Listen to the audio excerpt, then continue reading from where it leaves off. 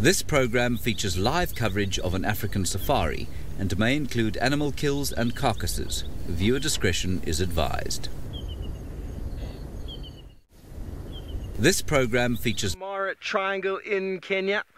We are with what I think is two of the Triangle boys, lying very, very flat in the open. This is exactly where I had the Olololo Pride yesterday morning. Good afternoon, everybody. My name is Steve. Welcome to the show. I'm joined on camera by Big James Moriti. We are out in Kenya having an absolute wonderful time. It is apparently 31 degrees Celsius, 86 degrees Fahrenheit. I don't think so, but it's warm enough. Back to the lions. So we got two big male lions here. The Olololas were exactly here yesterday. If you were watching the show this morning, I had the Olololas of about 500 meters, maybe 700 meters behind us this morning, but it was missing all the adults except for one. And now in the distance, James will be able to show you possibly why that happened. So, can you see it? At the back there, there's an Ololola gate, and there is a lioness in the grass. And to the right is potentially the food that they managed to secure for themselves. Who knows when exactly? And there it is, a buffalo. So potentially more than one of those lionesses peeled off with these two males and they made a kill. And maybe these two males are not the fathers of those youngsters. So the one lioness took them all the way to keep them safe. I am not sure, but it is very likely to be the case. But they are doing exactly what lions do. Please, folks, and feel free to send through your questions and comments. Hashtag SafariLive, or drop them on the YouTube chat stream. Remember the all-important @FC. Keep your questions relevant. And, well, we might hear from you. You might hear from us, should I say. Beautiful big male lion, doing exactly what they do this time of day. So we spotted a few vehicles from the top of the mountain on our way down, so thought we'd come and investigate, but, well, it's not very exciting. Lions in the beginning of drive can and also can't be the most exciting thing sometimes. It really depends on the day. You can see one of the vehicles in the background. They're also coming to view these cats. See, their belly's pretty full, but they do get fuller than that. So I've no doubt they will be feeding a little bit more once the temperature cools down. But it's not only me this afternoon out in the Mara. James Hendry is also with some sleeping cats. Hello, hello, hello. Here we are, sitting, guess where? On the count of three all together now. 1, 2, 3. Yes, correct. That is the Sausage Tree Pride lioness and her two babies and a male just beyond there in the grass. They are doing precisely what Steve's are doing right now as well. Now, my name, for those of you who do not know who this poncy, accented, arrogant fool talking to you is James Hendry.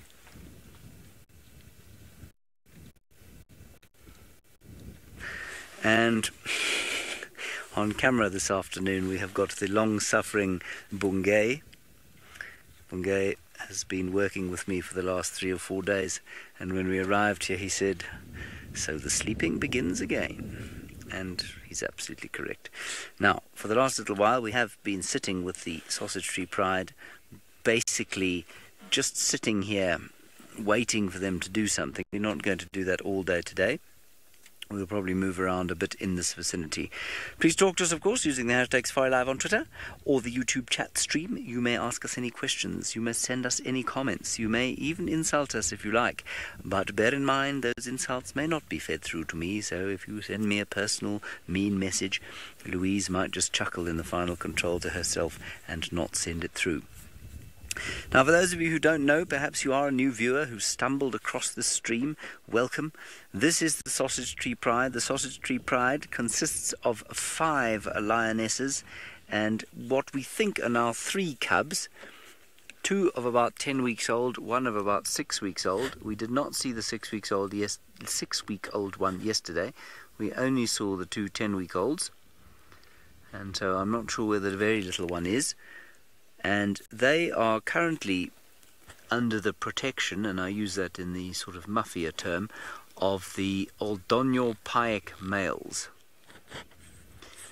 And what's interesting, Marcy, is no, the albino pike males are almost certainly not the fathers of these cubs. They are probably, most likely, the cubs of Kipuli, who was a male about 7 years old, came wandering into this area. He kind of joined the pride almost, which is of course unusual, and then he co-opted the two young males in the pride, each about 3 years old, one slightly older than the other, and they formed a coalition, and they've now gone off towards the south and left the erstwhile, left the Sausage Tree pride to the Aldonio pike males, two 7-year-old males. And what is utterly fascinating and incomprehensible is that the Aldonio pikes have not killed these cubs. So either they think that they are their own, or they're just displaying some aberrant behavior, and more's the joy for the little cubs and us.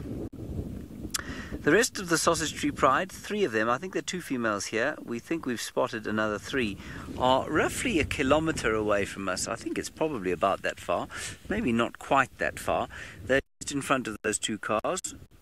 One of them is a filming vehicle, the other is a tourist vehicle, and the lions, you won't be able to see them, are just, if you look at the filming car in the front, you look to the left, you can see a termite mound with a big green overhanging bush. Well, the lions are just underneath that. In fact, you can see one moving. It's about 2 pixels in extent. So we're going to keep an eye on the rest of the pride for the afternoon as well, and see if they don't do something other than lurk, which is what they've done for the last 2 days that we've been here. 3 days, actually. And that's because they keep eating while we're not here.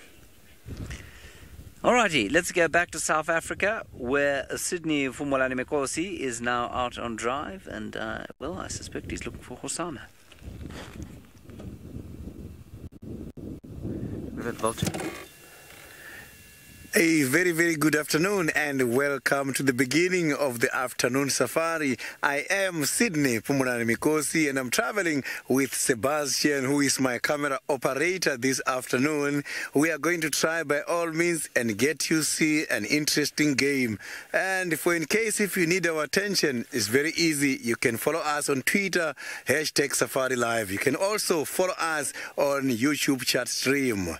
The sun at the moment is quite hot here where I am, which might also contribute towards some of the cat sightings. So the sightings of the cats might be...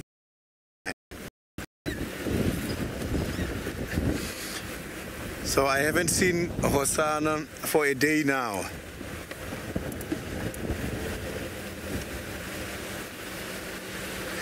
Hello, Tandy, the last sighting was around Buffalo's Hook area, and considering all these sightings, yesterday there was Tingana around Buffalo's Hook, there was also Hosanna around Buffalo's Hook, and Tandy as well in the same area. The possibilities of seeing these animals in the same area today, they are still very high. Why I'm saying this? Because this morning I've been out and I didn't see any tracks coming towards Vuyotela Pen or the Galago Pen area, meaning that for water they might be going to the Buffalo's Hook late this afternoon. So I am going to be going there later on.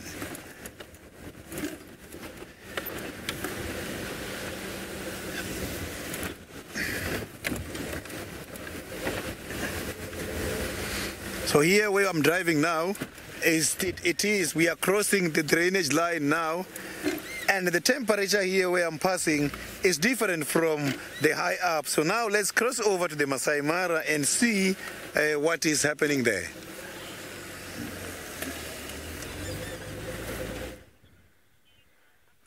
Well, thank you, Sydney. We've repositioned, and if you look on the right of the screen, you can see a leg. That is a lioness lying in the long grass, and there's at least another one to the right of her. They're in the open. I think they're being quite protective of the kill. There's a second one there just on the right of the screen. You can't really see too much, and I'm going to assume there's a third one nearby, because the Olololo pride is made up of 4 adults, but we only had 1. There we go. The tail give it away. We only had 1 this morning, and on the left is the buffalo, which, it's definitely dead, but there still appears to be a lot of meat on it from this angle. It's hard to say, but it looks like at least the face and the neck have been munched on. A duggar boy, no doubt, separated from the safety of the large herd, and well, those are the individuals that lions thrive on, especially when there are some males. So from those two males lying in the grass, very hard to know whether they are the Triangle Boys or the Kitra Coalition. We're not far from Kitra itself, but the Kitra Coalition is in fact the fathers of most of the cubs in the Olololo Pride. So it's possible that that is what's happened. The one lioness decided, well, let's take them away from all of this, because two big males, if they are indeed not the father, well, there is a potential for them to kill the cubs, to bring the females back into estrus. Is something that happens, but not too exciting over here. It's probably going to be like this for some time, so we're going to move on, head off in that direction and go find some animals that are actually having a little bit of fun in the sun. What do you reckon, James? Yeah, James thinks so too. Cool. We're going to just turn around. We're right up at the Olololo gate. So quite an interesting place to have a sighting, because, well, when there is a sighting here, coming in from the gates, lots of lodges and vehicles, it can get pretty messy. Thankfully, there's no one here at the moment, but we're going to turn around, head back, head a bit south. James is right in the south. We found two lionesses on the end of our drive this morning, so we might go and have a look and see who they are exactly. We found two lionesses about lunchtime. No idea who they are, so we might go and have a look and see if we can get a proper ID of them. But we got no rush to get there, because as you know, at this time of day, cats are just going to be flat.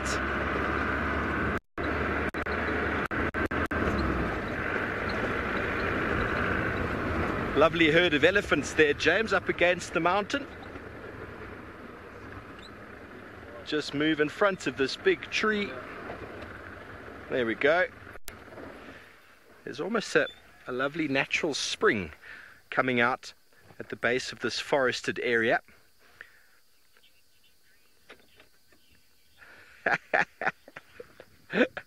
So everybody, just to clarify, Big James is on camera with me, James Moriti, and as David Gitu likes to refer to, Little James. He is down south with the sausages. You might see his face. You might have seen his face a few moments ago. So don't tell him I said those words. But here we've got a beautiful herd of elephant. You can see how green the grass is. There's lots of little drainage lines here, and there's definitely natural springs coming out from the mountain. Often, well, last time I was here, there was huge herds of wildebeest here. Lots of animals feeding on the grass and drinking the water out of these little drainage luggers that are around here. And well, there is also some, I think that's some impala and some baboon. Behind all, enjoying the lushness of the sort of flay-like area, because where the water comes out, because of the geology, it tends to form little bits of sort of a pond or a spring, and the grass is very green. There'll be nice muddy areas. Very, very tasty grasses, lots of water to drink, and a good place to socialize if you're an elephant. They're very social animals. There's the Olololo escarpment behind, and the big tower up on the left is above Mara West, the camp, and a bit more to the left of that is our camp. So we're not far at all from home at the moment, just up there in the Olololo range, as we've said before, where the lions get their name from. We've just got to hike up that mountain. And there in the background, that shiny thing, well, that's our camp up there. Beautiful spot. We've got a beautiful, beautiful view. And here we are in the Mara. Okay, so we're going to continue on. Leave the elephants to their munching. Let's go and find something else. Oh, that's diesel fumes. Okay, well, we're going to move on down, and we head down to Little James in the south with his flat sausages. Now, I know that this is a very long distance view of the lions, but they are moving slowly towards some buffalo. And what you cannot probably see in that picture is that there's actually a cub there. So we've got a lioness and one cub, and another lioness coming to join her. And the third one that we saw is still fast asleep under a tree. You won't see that one. So there's the two there.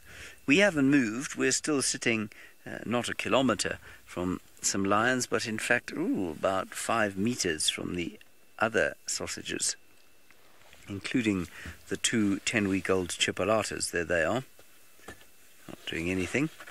As usual, the bulk of the action being provided by the cub's tail, swishing from side to side. There we go. Fantastic.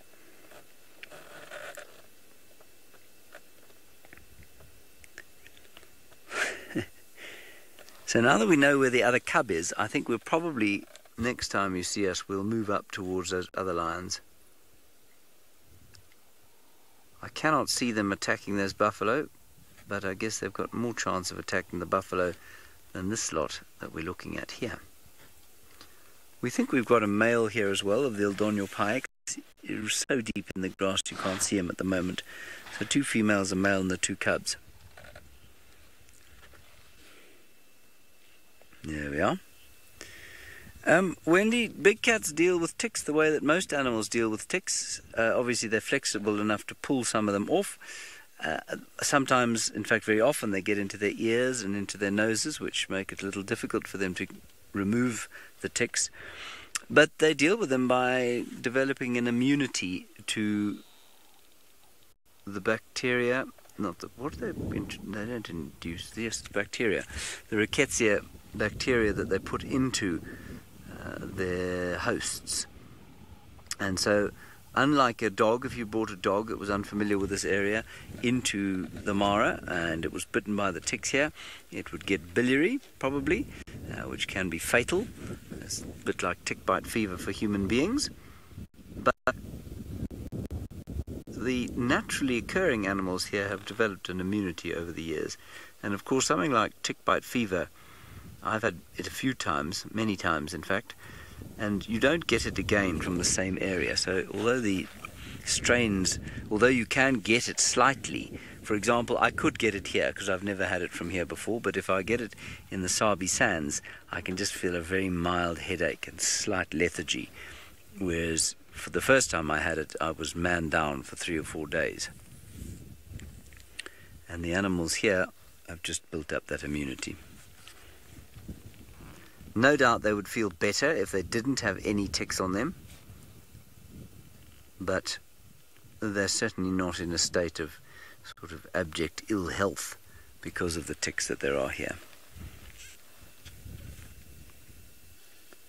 The body is in fact in constant war with parasites, and the parasites introduced by things like malarial mosquitoes and tick bite are, just 2 examples of the thousands of parasites and parasitoids that your body and the body of all these animals are fighting off constantly.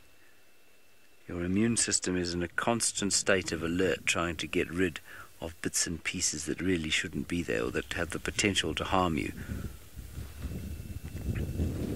And so something like a tick, while it's an obvious one, is a small thing to deal with in a place like this. Yes, we can just see a little bit of line movement there. I think we'll probably drive along there and see if we can't show you the other little cub and make a proper assessment and see if it is in fact just one and not 2. Here we go. No, Louis, I do not have a new hat. This is the same hat I've had for a while. It's due a wash. It's a bit disgusting. It's difficult to maintain a hat that doesn't look disgusting. I mean, in theory, I could probably tape the microphone to my bald head at the moment if the hat is offending you. I think that would look even more ridiculous.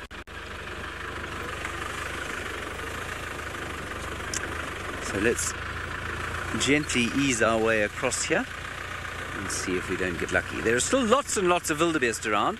We'll give you a view of them now. We'll just get into a bit of a space here and you can see how many there are. Thousands.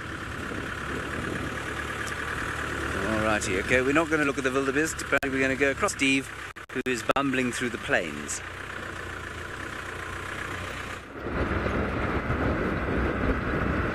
Thanks, James. Well, we are headed southish. We won't get as far down south as James is, but we're going to, as I said, head towards those two lionesses, but maybe we'll make a turn past the North Clan Den on the way, because I have no doubt for the next hour and a half at least, the lions are probably going to do absolutely nothing, which is what they do. But along the way, who knows what we might find. There will be elephants, there will be remnants of the migration. Who knows, we might even bump into that serval family. Don't forget to send through your questions and comments and let us know what would you like to see this afternoon. Maybe we can facilitate that. And if you say black rhino, we're not going to, because that is all that direction over there. So head this way. Hello, Carrie. You want to know when the rainy season is? Well, Mara's got two rainy seasons. One peak being what they call the big rains in sort of April. So either side of April for about 3-4 months. That is the peak, and then again now, October, November, December, we get the small rains. So generally thunderstorms in the afternoon, which is building over there as well. You can just see it in the top right of the picture. And that is kind of it. There's two peaks. We call that a bimodal system. Generally, most forest systems in the world have got a two-peak sort of rainfall system with the potential for it to rain throughout the year.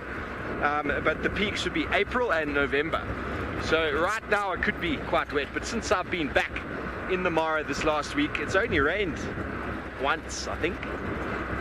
It's quite nice. Twice, in fact, twice. Yeah? Once on drive and once while I was in camp. But it comes and it goes. It's quite amazing, these sort of escarpment rains. Because of the mountains, the rain, thunderstorms move in, they drop their load and they're gone again, which is very interesting. It's also referred to as orographic rain, which means that the rain falls sporadically. It doesn't carpet the whole area. If you've ever lived in the UK or Ireland, you'll know what that means. If you've ever flown from France into the UK, you kind of cross the channel and then suddenly it just hits this cloud barrier, and then it's just the whole of the UK is cloudy and wet. We don't get that here. We get sort of these patches of thunderstorms moving through, and that's all caused by sort of high pressure systems, the sun hitting down on, because we're on the equator, the sun hits directly down, which causes a lot of friction, electromagnetic sort of friction heading, and that causes lightning and thunderstorms, which leads to rain, evaporation and rain. And so it could be falling there and it can completely miss you here. It's what when I was last year, before going to leave with James, we were sort of racing around to miss the rain. You could see it over there and you go this way, and then you sit there and go this way. So that's doable. My grandfather used to farm in Zambia, and it was heartbreaking because the rain would fall on your neighbor's property. You could see it falling. It would completely miss your property. That's kind of what happens in the savannah. The rain can fall anywhere. It's not a whole blanket carpet area. So your neighbor gets all the rain, and if you're a farmer, it's all about rainfall, while you go bankrupt with no rain next door. So very, very interesting. Wonderful afternoon. Send through your tweets and comments. Let us know what you'd like to see. Maybe we can facilitate. So we left the remainder of the Olololo Pride moving into the thickets there this morning. Oh, James, you'd like to see ostrich or Cory bustard. We saw quite a few ostriches this morning, and just before going on leaves, the first and only Cory bustard I've seen up here. So it's perfect habitat for them. The two largest birds in the world, Cory bustard being the largest flying bird, and ostrich being the largest bird. So I think we could find you an ostrich. Cory bustard, not too sure about that, but we'll do our best. Indeed, we'll do our best.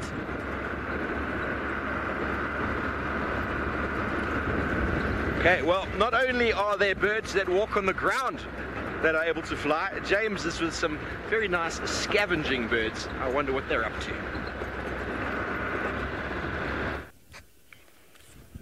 Yes, vultures, there they are. And we have at least, I think there are two species. Yes, we do have two species. We've got the white-backed and we've got the Ruppel's griffin.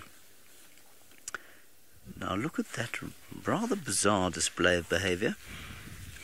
It's quite interesting.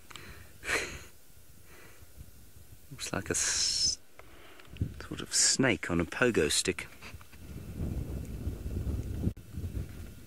Now the Rupel's griffins are the ones with yellow tips to their beaks. There might also be juvenile Rupels here. In fact, looking at their plumage, I'm not sure there are any white backed here. I think they're all Rupel's griffins. One of them really not very happy to be sharing what is a, well, I can't think particularly fresh and tasty meal.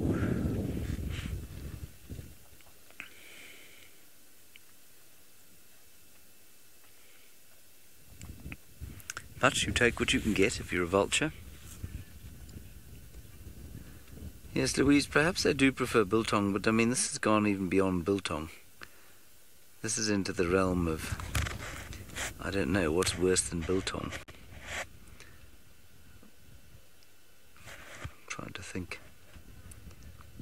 Don't know. Dried biltong, I suppose.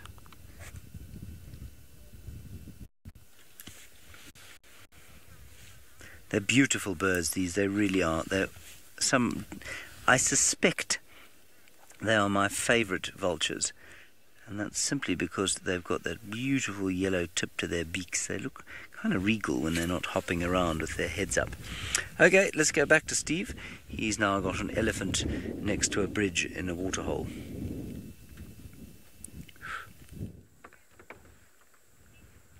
Well, this just makes me thirsty.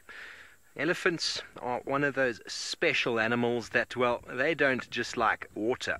They like their water sand filtrated. And this individual, it might not even have been him, looking by the tracks around this sandy area. Elephants like to dig in the sand, in this dry riverbed, to access the water. It's something that you see very often in sort of dry climates, where the water table is sunk below the surface. Is still there. You can tell by the greenness on the trees. Elephants will always choose to dig rather than drinking out of murky, muddy wallows and out of hippo-infested rivers that are full of hippo scum. So they are very, very clever. When it comes to that, you see how well it's able to get the water out there. There's a young boy here. And I challenge any of you to try and dig a hole like that without covering it with mud and sand and sediment. It's very hard to do, in fact. An elephant does it with their foot and their trunk. And they dig it so that the sand actually, they dig a hole and the water filters through the sand and fills that hole. And if you do it, we actually need to filter it through a sock. We do it on trails walks when you're sleeping out, and you filter it that way, but you then have to filter it through a sock because it's almost impossible to do it without getting all sorts of sediment in there. But if you find a hole that an elephant's dug, it's beautiful. Beautiful. You see the water in front here, it's all scummy and slimy.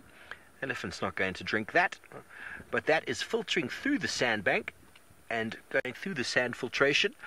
Many people or many systems in the world have some form of filtration, and well, the elephants are very liny and they like their water filtered.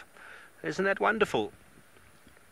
And this is the tree on the right there that Jamie spent a lot of time with the hummerkorps. The hummerkorp nest, which is still not completed, up on the right there. You can just see it in the sort of top right of the screen. They never finished it. I don't know what happened to those hummerkorp, but obviously they found a better place. Well, the elephant's thirst is quenched. Off he goes to leave the hole available, and you'll find many animals will actually utilize that hole. I've seen many times baboons drinking from holes that have been dug in the sand like that because, well, they don't have the necessary technique or skills to do it. Oh, James, he's about to come up on the right here. You just see his nose feeding there. Just about to pop up on the right. He's coming up to say hello. Hello, boy. There's a few more elephants in the bushes behind there. He's going off to enjoy their company now that his thirst has been quenched. He's a very happy chap with his tail wagging. There we go, job done for a few hours. Now he can go and eat. That never-ending process for an elephant. Constantly putting food in their mouth all the day long.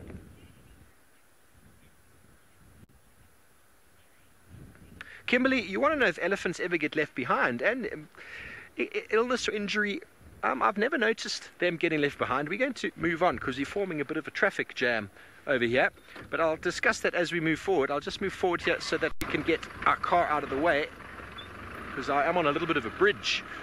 What eventually happens is they don't necessarily get left behind by the herd. They just struggle to keep up with the herd, and that happens to either an old or sick individual, and they'll often move into an area like this along a riverbed where the vegetation is very soft and very juicy and very tasty, and they've got access to water. They just can't keep up with the herd, so they end up staying behind, and it's part and parcel of what happens in nature. If you're not able to keep up, well, you get left behind. The herd has got demands, it's got needs. The breeding herd moves in response to the juveniles and the nourishment required for them, to and from water, to good feeding grounds. And if an individual is sick or badly injured, they'll often move away from the herd themselves, or just they get left behind, really. And it is quite sad, but they will come back for them after a period of time if the animal is still alive, and they'll give them attention, help them, try and pick them up if they ever fall down. And it's always quite a sad thing to see the emotions that go through elephants when they are mourning with each other. But it seems that down in South Africa, Sydney has found some jumbos of his own.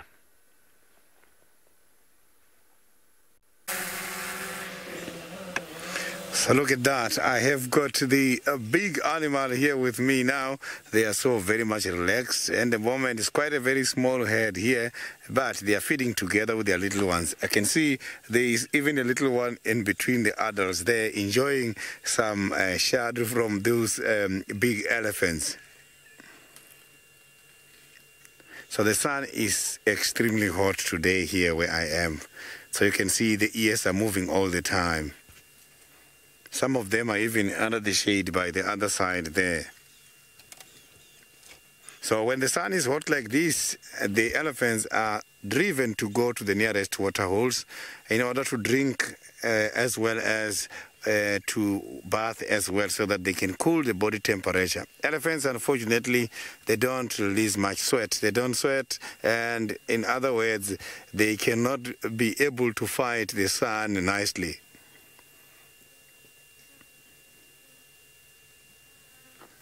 Look at that little one there. It's coming right behind that one. Look there. So these are the little ones who then helps for these adults to determine distances from one point to the next. So the little one, they can be together with the parents for about 16 years. I think that is a huge amount of time, because the lot of animals, 2 years, 3 years is enough. But elephants, when they are 16 years, is when they are going to separate from their mothers. But they can suckle up to 3-4 years. Mother has to assist them a lot until they are 3 years when it comes to feeding.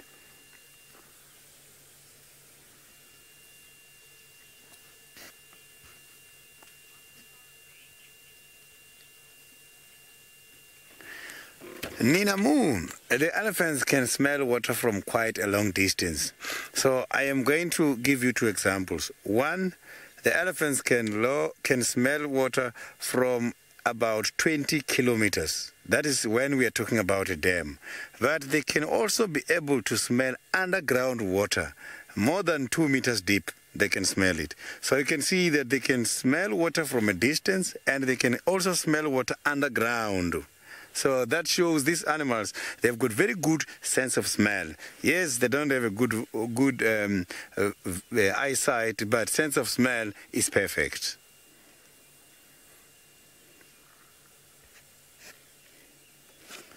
So I can see that now they are, there's some birds now there. It's just that the birds are much more now towards where there's too much sun. They cannot even see what that species is at the moment, because it's right by the sun. It's quite a few of them. There's about 4. The sun is too bright there. So which makes it very difficult for us to identify the species. Some of these big birds, such as the Battelias, they help us because they can also tell us if there is a carcass. So it's not only the vultures who will tell us So, but by looking at the wings, the wing spread, that looks very big to a size of a vulture.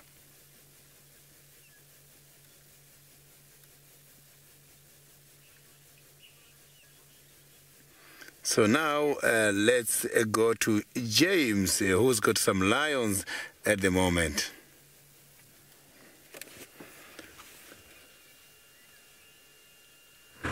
Right, well, we're just moving up now on the lions with the cubs, or cub, little cub. Now, I may have been wrong, and it might be that one of the 10-week-old ones has disappeared, and those are the two 6-week-old, and this might be the remaining 10-week-old, but I don't think so. I don't think I've got it wrong. So we're just going to go around this filming vehicle here so we don't get in their way, and then we will show you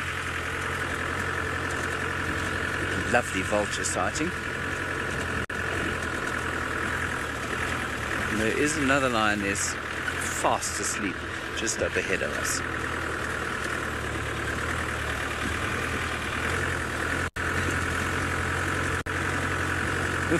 They've got quite a rig on that car.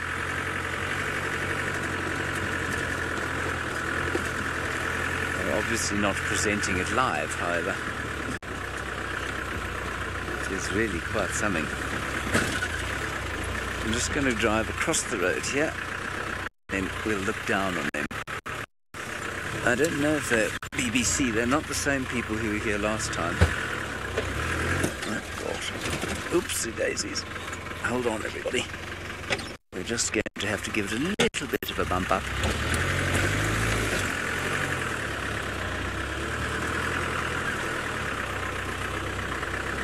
And just go around them.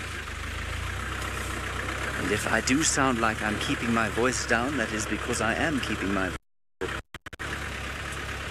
I don't wish to inadvertently appear on a BBC documentary. There we go. That's very nice.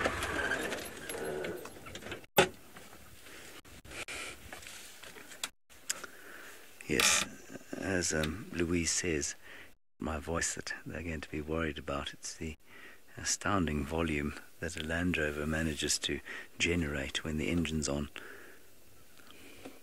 So there is the lioness, and you can see she's panting. It's not very hot, and there is one cub. It's making lovely little cub noises. Yeah, that's definitely younger than the two. So this one, 6 weeks old, plus minus, and we're definitely missing one. So one has died in the last 3 or 4 days. And I will tell you that that little thing has moved big distance. When we first saw them, they were about a mile from here. And a mile for that little thing across the plain is far. Can you hear her calling?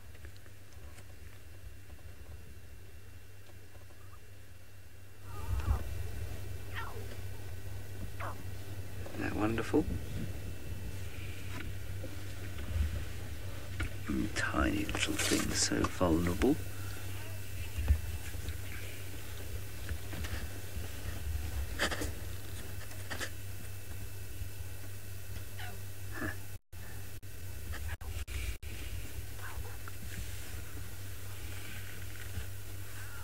There we go. Very sweet.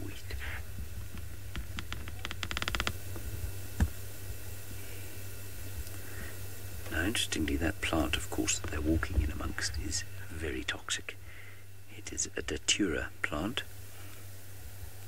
so it carries with it a seed that has got a very powerful toxin. It causes all sorts of nastiness in the human being. And I've tried to suckle from the other female, who is almost certainly not the mother.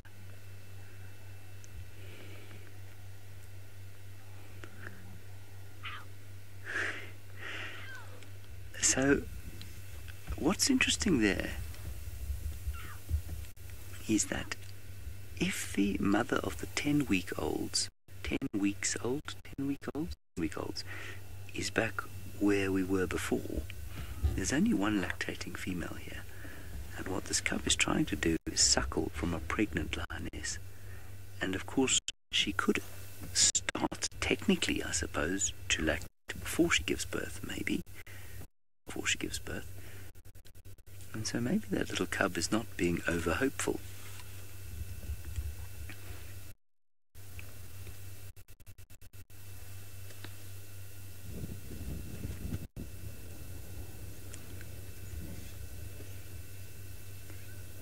A magic little scene.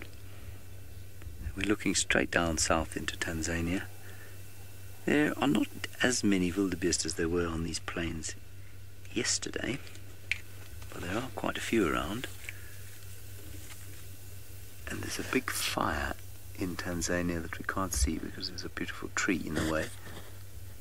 But I wonder if that's not going to draw the rest of them out of the Mara and back into the Serengeti. But as we pan to the left, still fair numbers of wildebeest and zebra here, and lots of buffalo in this area, which I'm sure the staple diet of the sausage tree pride when the wildebeest are not in town. Now they are currently, the sausages that is, about 200 meters or so, 600 feet from a herd of buffalo. I think it highly unlikely that these two are going to try and take on any buffalo.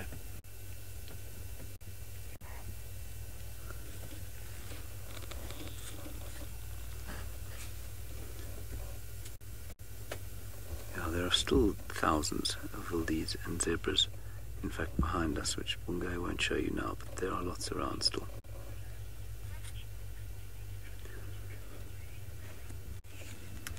Paula, I don't know how many litres of milk these cubs have to drink in a day, or how many pints, but normally at this age they feed. Once every 2 they feed, unless the mothers are hunting, in which case they will sort of hang back and have to go without probably for about 12 hours at a time sometimes. But I couldn't tell you exactly how much they drink. I actually think that that crew, that BBC crew that I'm looking at, I don't know if it's BBC, but I think it actually is probably a Big Cat Diary crew.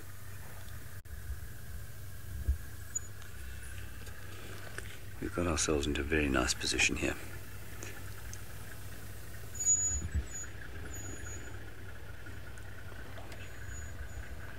Yes, it is, Louise is just saying these are our cats, they must stay away. I must confess, irrational as that sounds, and Louise is just joking, I do feel a little territorial, which is ridiculous and unfair. But I do feel slightly territorial. Alrighty, let's go back to Sidders. And I don't know, I've forgotten what he's doing in my jealous fury.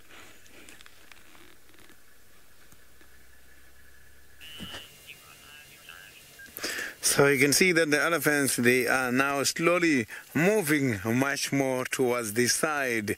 So now things are happening here.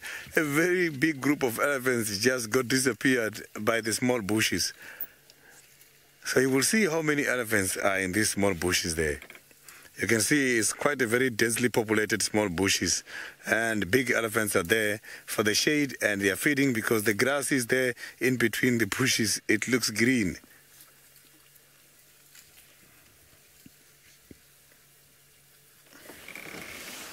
So the little ones can fit nicely there.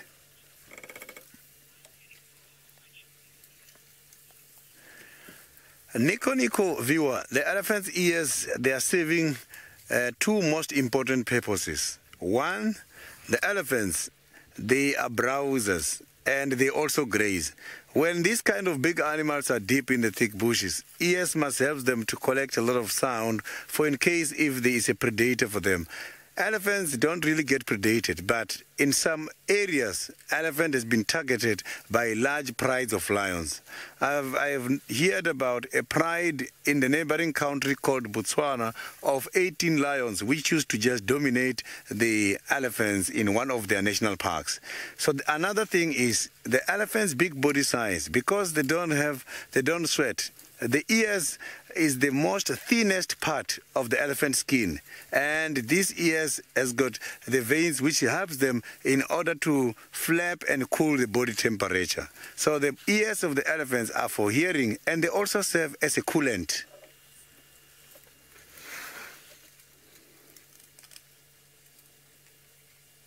You can see now the demonstration is done. Look at that. That is now what it's doing. See, that is the main purpose of the ears now is what we are seeing. See, the whole body, the skin looks very rough, but there by the ears, you can see that the ears are much more thin.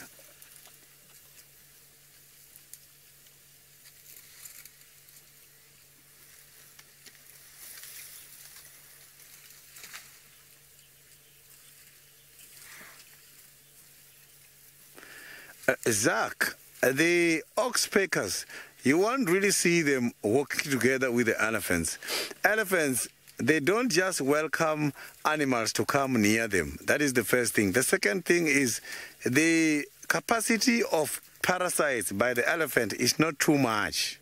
And elephants, because they don't have a lot of hairs, they don't host a lot of parasites. So the animals that has got quite a lot of hairs and fur, they tend to attract quite a lot of parasites. That is why you will see how these oxpeckers eat. They even put their beaks right on the animal's fur in order to search for those kind of parasites. But here, by the elephants, you can see it's difficult to even see the parasite.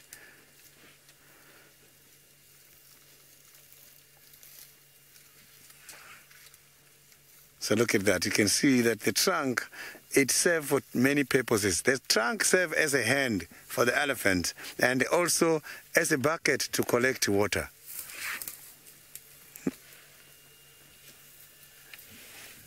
So you can see now the elephants, some of them about to cross. Oh, let's see. The little ones are coming. Oh, now they are all following each other. It's getting lovely. Look at that. Look at the small one who was coming. They are all crossing right here. Look at the elephants running. We cannot even hear the sound when they are running like that. So the elephants have got kind of shock absorbers here by their legs. This big body size, even if you pitch a small tent on the ground, if they come and walk around it, you won't hear them making any sound like we do. You can see this big animal is going very fast coming down here, but we are not hearing anything. But if I run like at the same speed the elephant is running, you are going to pick up my sound. You will hear sounds such as gi, gi, gi, gi on the ground. So when the elephant goes up the mountains with the rockies, with too much stones,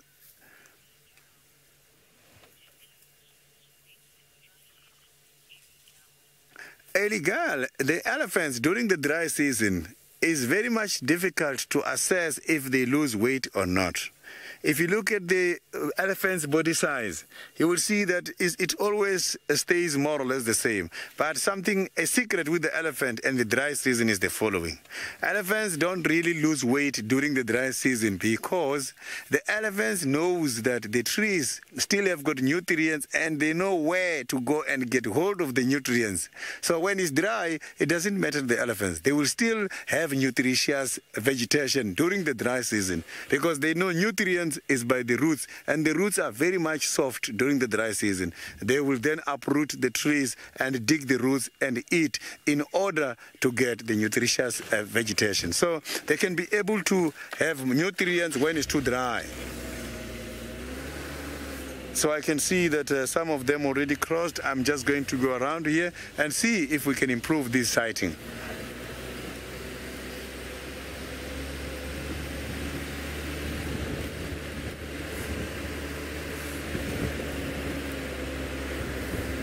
So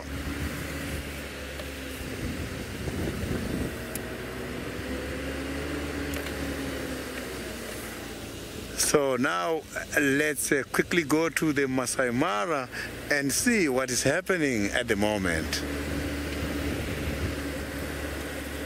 Thanks, Sydney. Well, we've managed to find some beautiful giraffe, Maasai giraffe, with a nice view. Sorry about that. Look at the view behind them. Isn't that gorgeous? Nothing like a giraffe silhouette. And the giraffe on the left of the screen has got a whole lot of oxpeckers on his back because, well, they do get annoyed with the oxpeckers, but they don't really have the facility to knock them off. Oh, look at that. He's grabbed an entire branch there. That giraffe is doing a little bit of elephant feeding right now. But it's very interesting with giraffe. I mean, seeing them being able to drop their head all the way down. And you got to understand that giraffe have got the highest blood pressure in the animal kingdom, but yet don't have any heart problems. And their blood pressure is to enable them to push blood up into their head. But if you've got a high blood pressure, you'd think it would cause the brain to explode, because the head is below the heart right now. And with a high blood pressure, that should actually cause the brain to explode. But giraffe have got a very good adaptation in the back of their skull, where the aorta is the enormous artery pumping blood from the heart to the brain. Where that enters the back of the head, it actually goes into this whole lot of fine filamented sort of vesicles or arteries that sort of break up or slow down the speed of the pressure, kind of like if you take a 50 ml pipe and you pump into many small little filtering systems, like a watering system in a nursery, for example. So the blood comes in and then it goes into this fine filament, almost like a sponge effect. So the blood filters in there slowly. The giraffe stays down for a period of time and then it sits up again, and then the blood filters down slowly as well, because if you imagine standing up, the head rush that would be created by that would be quite incredible. So that for me is very, very interesting. And secondly, let's go back to the giraffe. Secondly, on the giraffe's heart, is that actually the giraffe has got a very, very specialized heart to enable them to pump the blood up to their head. It's got to go meters and meters up, and they don't have an enormous amount of pressure to push it up. Obviously, there's a high blood pressure, but what's happened with the heart is that the wall of the heart that's pumping the blood up actually gets thicker and thicker every inch that the giraffe grows. So every inch of height that the giraffe grows is an equivalent centimeter or millimeter or so of wall thickness, and what that creates is a smaller chamber, which means higher pressure on the blood itself that gets pushed up to the head. So a phenomenal adaptation in the part of the giraffe to not only eliminate the blood pooling into the head and causing enormous amounts of brain explosions, but also enough pressure to push the blood all the one up. Sharon, that's a great question. I don't know if giraffe get arthritis. Well, it's very possible. I really have no idea. I don't think you would know, would you, James? No? Sorry, Sharon, I have no idea about giraffe and arthritis. They can live up to about 27, 28 years of age, and it's generally when humans start getting arthritis, is probably around then, in their 30s into their 40s. So very hard to say. That's possibly there's enough minerals and nutrients in the environment to prevent them from getting it, but I'm really not sure. But there you'll see it needs to spread the legs, drop the head down, the blood courses up, but slows down into the brain, and then conversely also slowly comes out of the brain. A very good adaptation to allow them to feed at very low heights, to drink, and also to feed right at the top. Oh, my pleasure, Chris. There's lots and lots to learn about giraffe. I'll save a little bit more of the information for the next time we see one. Beautiful, beautiful evening. And James is pointing to some beautiful elephants in the plain on the left-hand side of us. Elephants are out in force today. There's a mama and her little youngster. And as far as the eye can see is wilderness. It's mind-blowing, in fact. Here we go. Mum with a very relaxed tail, and the youngster following behind, learning exactly what to feed on.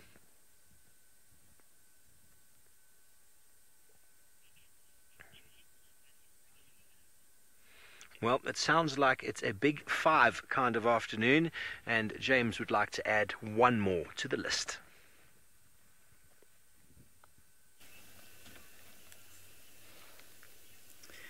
Yes, we're having a big 5 afternoon, and you might think to yourself, my goodness gracious me, has an enormous dust storm blown up out of the Serengeti? Is there a tornado? Is there some form of other extreme weather that you should be taking shelter from?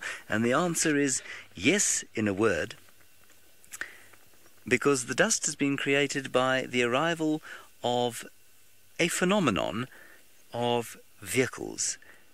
10 vehicles pitched up here to have a look at the lions, and we are not far from the lions, but the scrum around them made the Super Bowl final look like a very gentle garden picnic. And so we are here now with the buffalo that the lions are looking at, and they are cloaked in a very beautiful dust cloud created by about 10 land cruisers full of very excited people.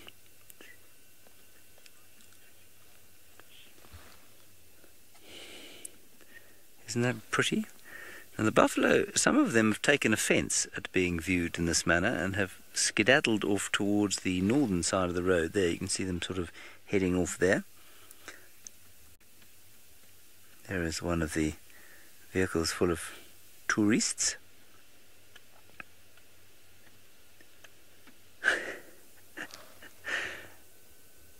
And the lions are kind of, I think they're pretty much in the same mood that we are, waiting in utter bemusement. Now this is quite nice. One of them's coming towards us. Just keep on the buffalo there because it's such a pretty picture, but if she does get close, I'll let you know. She will probably just lie down in a bit of shade though. Yep, that's exactly what she's done.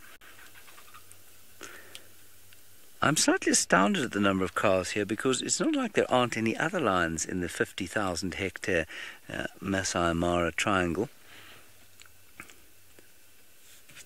And I mean, it's not like we're close to many camps. Anyway, they've produced a very pretty picture for us. Now, I'm just going to slap my face because there's a fly that's attacking it. So if you do hear a slapping sound, that's what it is. Oh, and I missed it. Small ringing in the ears.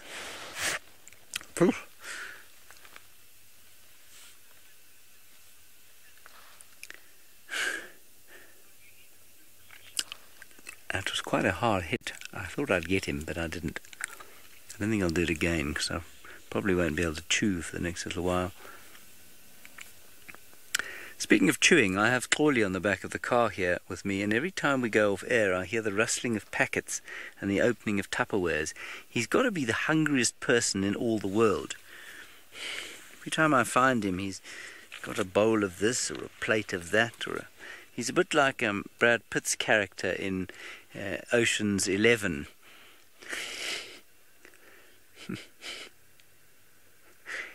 And as Louise says, does he take more snacks on drive than Viam? Viam, of course, a cameraman who's just recently left us, much to our great sadness. But the answer is no, Louise. He doesn't take snacks on drive. What he does is eat everyone else's snacks while on drive. He's now looking very shamefaced in the back. It hasn't stopped him from taking the next bite of his biscuit, however.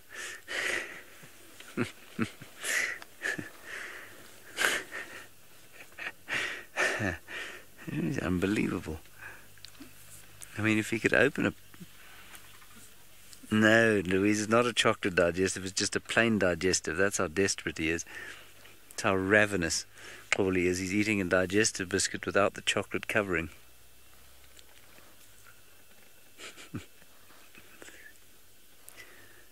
The sun is about to disappear there. No, our beard, he's not a growing young man, he's 29, and if he's still growing, then so am I. So I'm afraid growing is not going to ever count as his excuse. The amount he's having to learn at the moment, I suppose, could be some excuse. Perhaps his brain is just using a huge amount of energy, and that's why he needs to eat so much. Yes?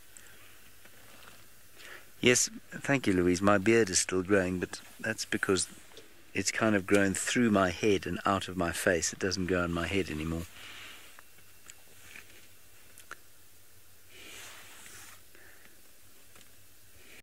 Wonderful sighting, really beautiful, as the sun slowly goes down off the Olololo escarpment.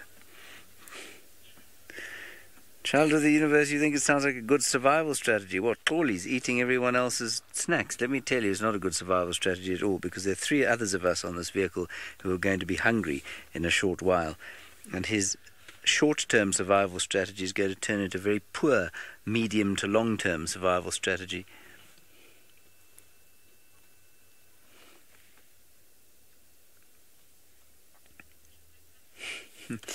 Plenty there for the lions to eat, and I'm just keeping an eye on whether the others get up, but I suspect they won't.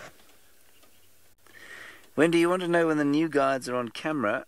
Well, you know, I imagine it won't be a bulk emergence.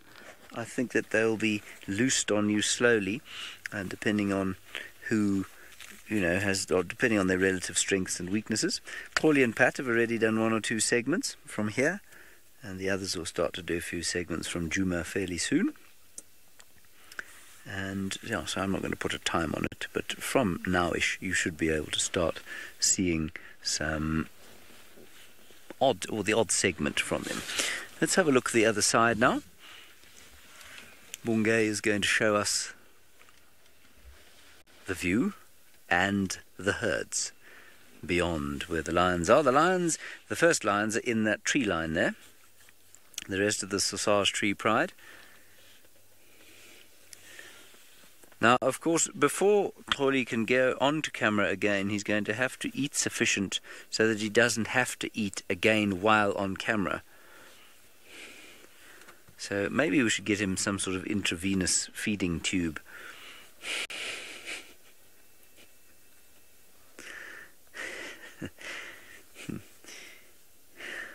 I'm being quite harsh on the man, of course, but that's what I'm like.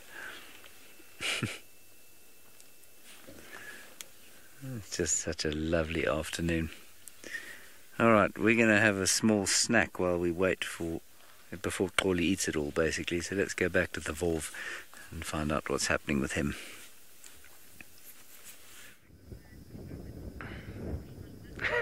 Did James say he's going to smoke? That's the last thing I'd ever expect James to say. James Hendry? No smoking there, I am sure. Well, anyway, we're just bumbling along.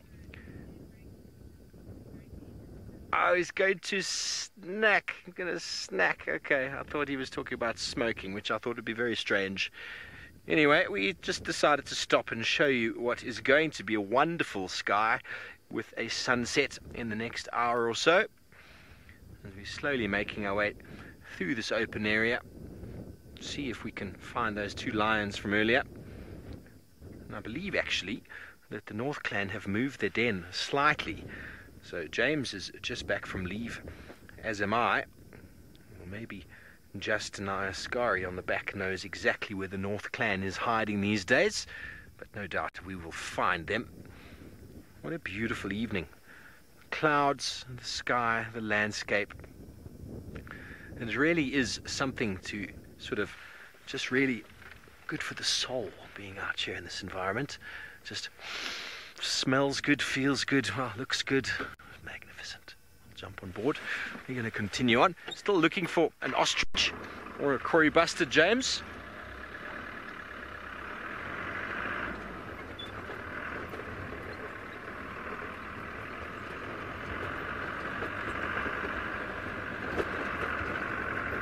Hello, Paula.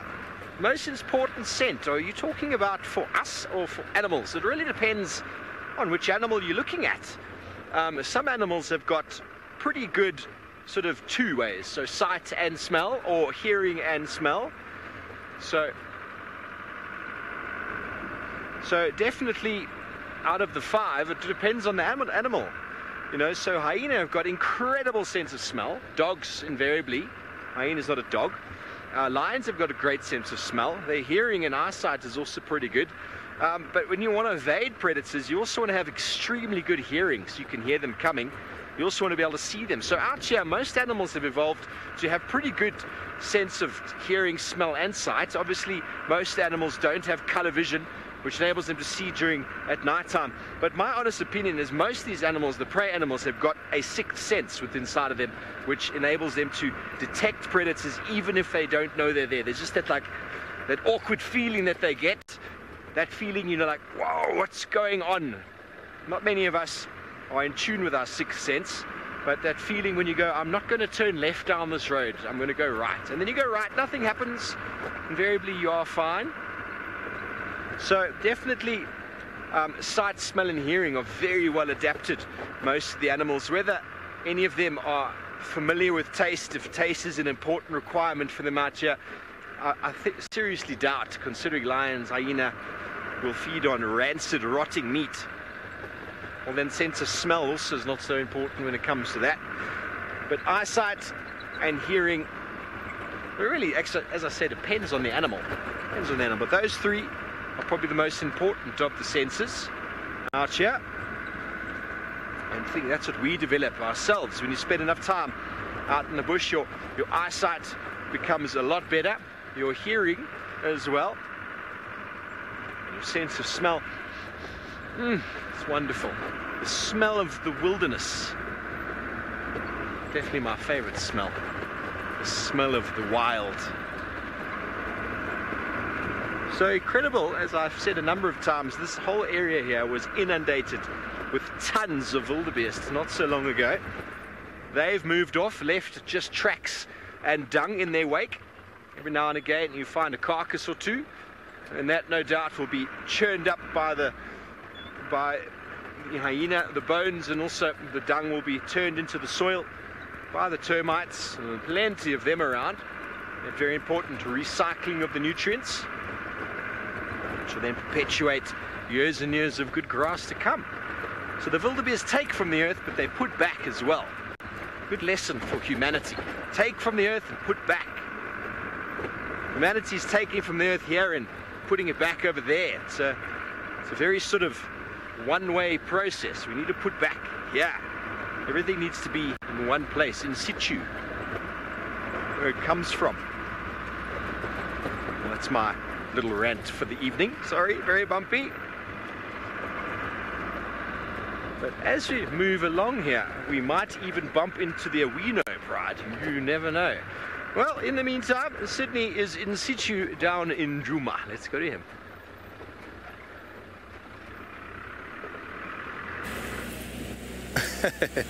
I am now still having another group of elephants. I've just now accidentally met them. I can see they're right here next to me at the moment.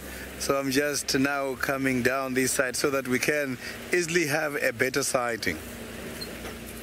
So they're all here at the moment. Some of them already crossed the drainage. It looks like they are part of the small head we saw earlier. So they're all crossing. They went to the Twins Dam and it's dry by Twins Dam and they pass. They are going to the private properties at the moment. So you can see now these ones are just left behind and they were all using the drainage line. And since you have been here in this drainage line, hey, I can promise you the temperature is so very much cool here. Yeah, they are doing some vibrations, something like.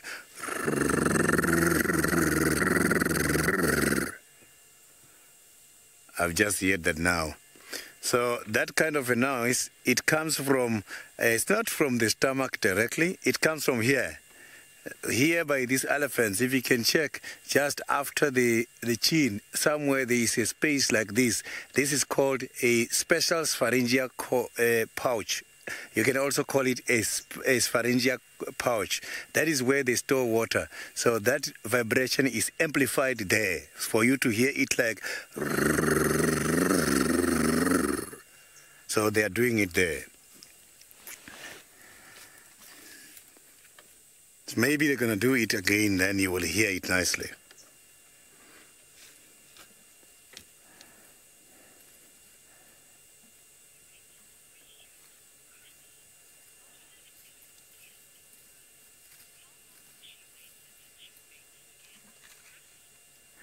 Chris, it takes time for the elephants to have little ones. It takes up to 5 to 6 years to have another one. So that's why if you can check the age of the elephants when they reach maturity, normally females will give birth after 8 years, and males, they reach maturity when they're starts to breed when they're about 12.5 years. And if you can check there, you give them one little one, you calculate 5 years, up to 65 years, because they can live for 65 years, you will see that elephants can have in their lifetime not a lot of baby, 5 to 6 babies.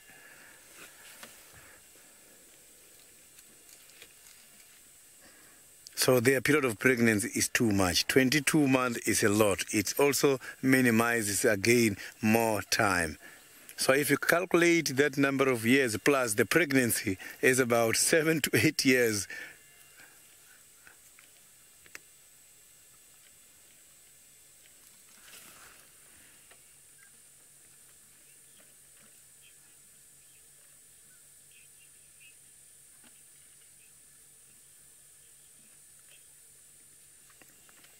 Child of the universe, you can only hear it. That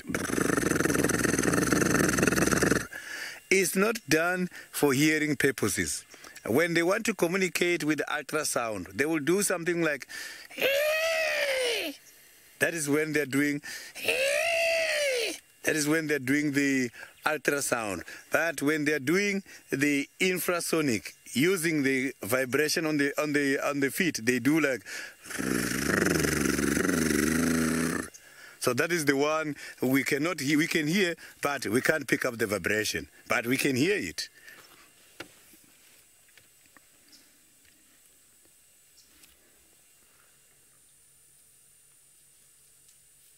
So look at that. So you can see now that these elephants are starting to move. I'm sure they are not communicating to each other here. They must be communicating with the herd we met earlier, because it looks like they are part of that herd, because they are going towards the same direction and following the very same foot tracks. So it means they are communicating with the other ones, which are maybe now approximately 2.5 kilometers away. So that vibration can travel long distances.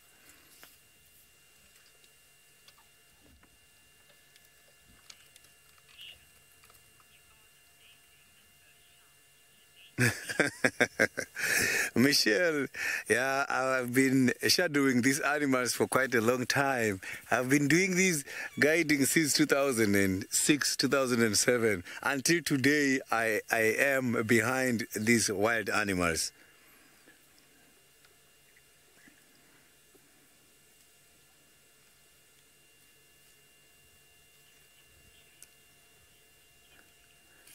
So now let's cross over to the Masai Mara, where James is having some cats.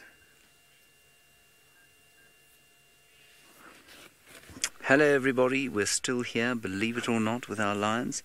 There is Limpy Cat and her cub. Now I'm not sure... Oh no, she's not limping too badly. They're coming straight towards us, which means that we're in the perfect position, and we're going to probably... Yes, I was about to call her Limpy Lou, sorry Louise. We're about to now appear, possibly on a documentary. But we are perfectly positioned where the professional documentary filmmakers are not. Bad luck to them. Right, so we should probably move now. Hold on tight. I will confess to you that we've set out the tea stuff, so I'm going to have to move with great care. You can punch out. Doesn't matter if they see the tea stuff, rather that than up my ear.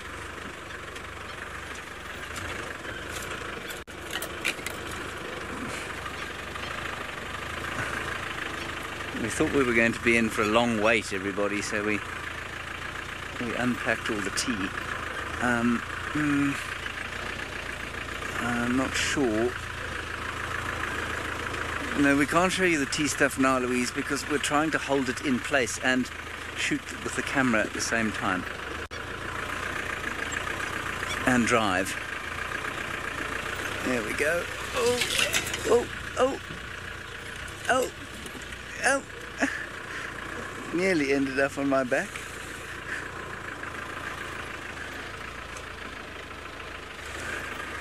I think we can get across here. No, further up. This is very irritating.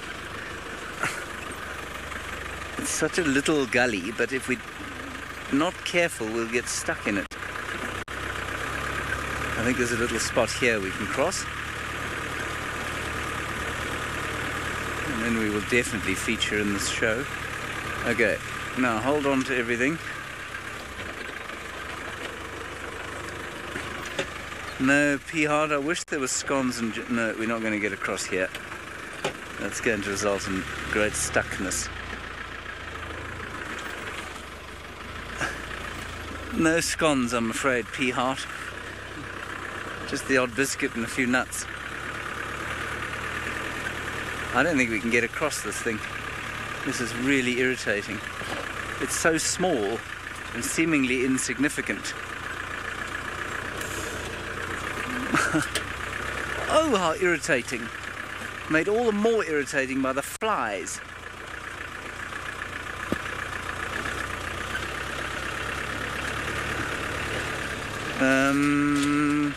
No. Alright, we'll try and get across here. Let's go back to the Wolf and I'll try and get you a nice view of that little cub.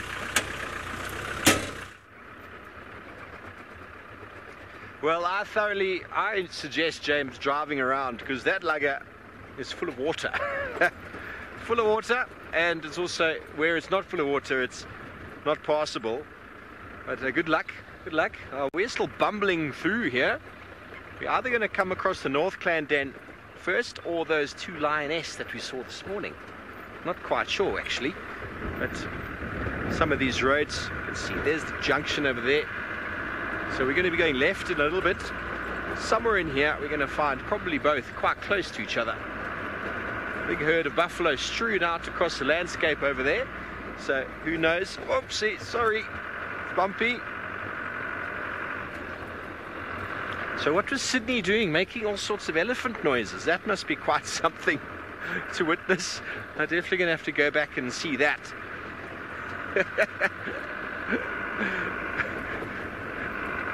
Entertaining. Entertaining.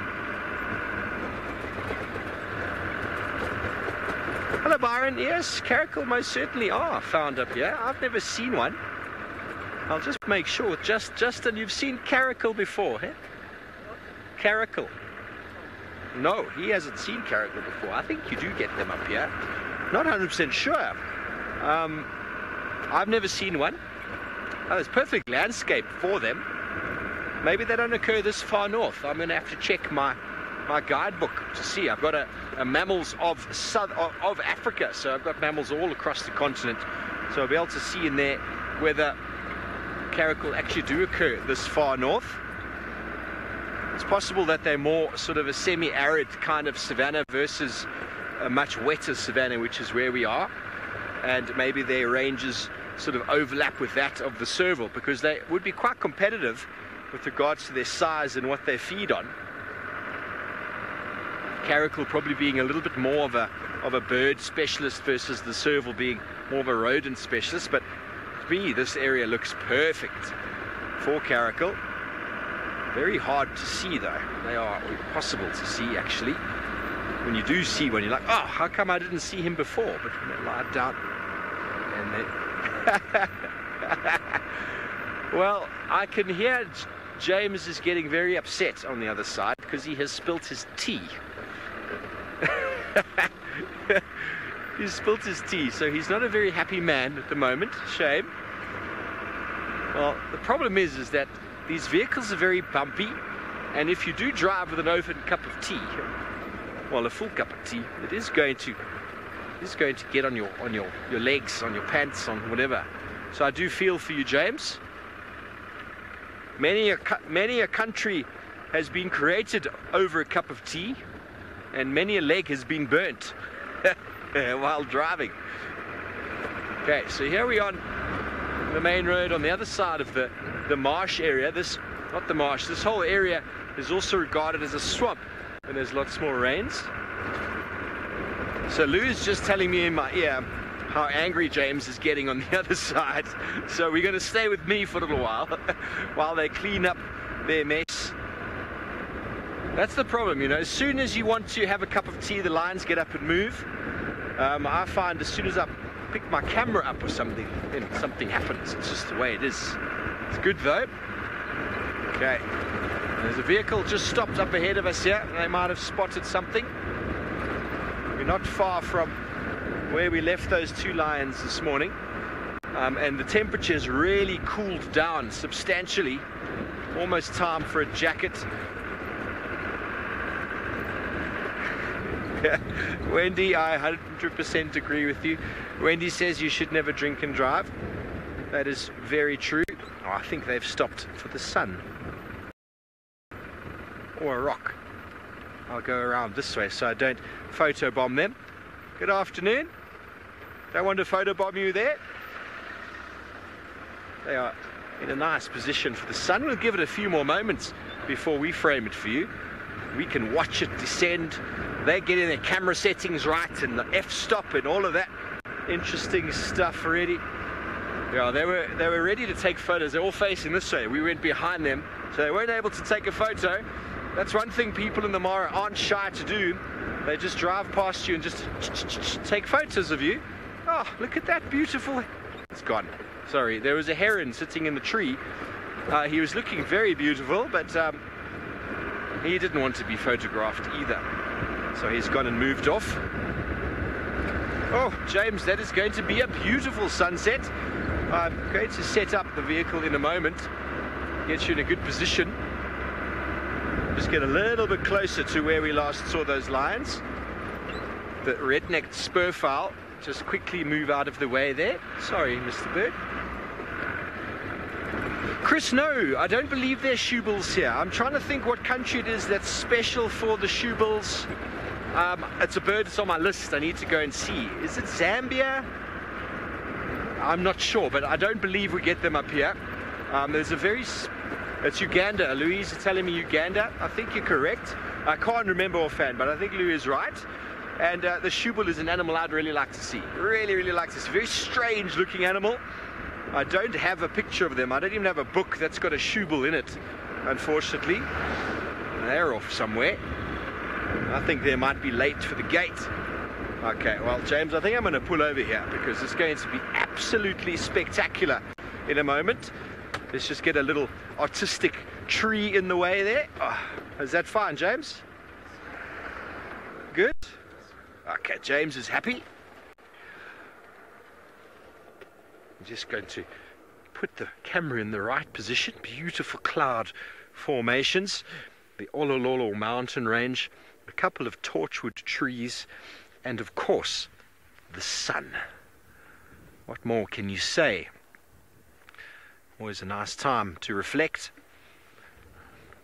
on your week, on your day. Always nice to just spend a moment and take a deep breath.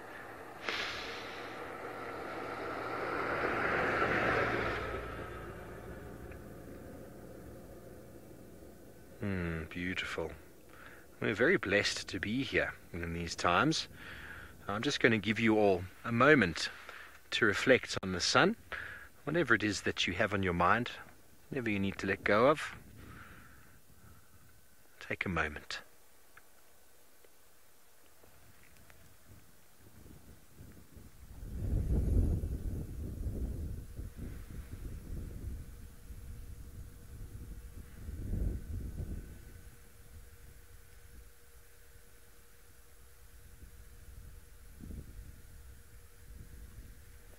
It's a postcard picture from the Mara.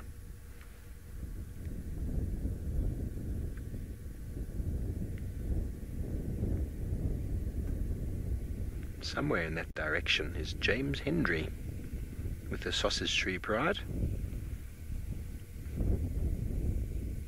Probably looking at a similar sort of sunset to what we have at the moment.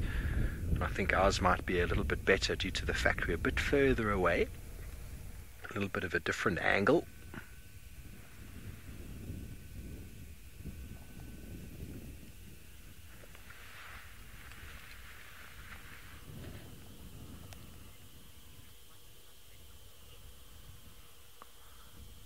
Thank you, Lou. Lou says James and myself have won the sunset competition for the afternoon. It's a beautiful, beautiful day, and I am super blessed that we're able to provide you with sunrises and sunsets on a daily fashion.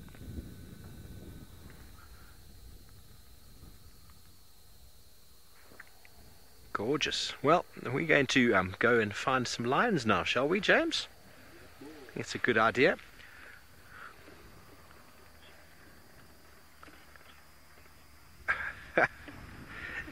Hello, Samantha. You're 12 hours behind then. Samantha's just woken up to the sunrise. Very good that you've done that. We are having our sunset.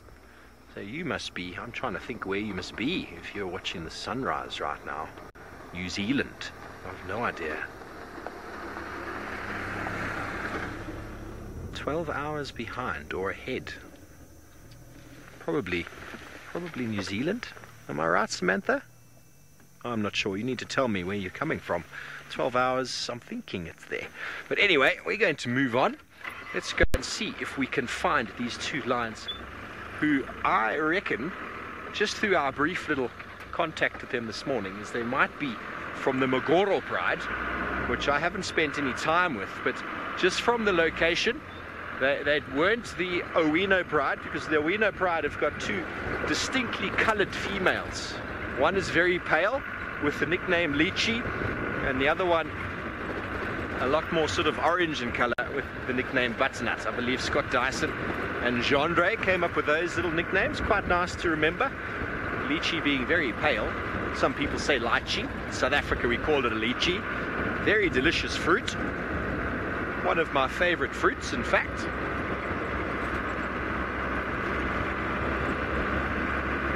We're not far from where we left them, and it is the perfect sort of time, because like Samantha, they are rising with what is their sunrise as the sunset.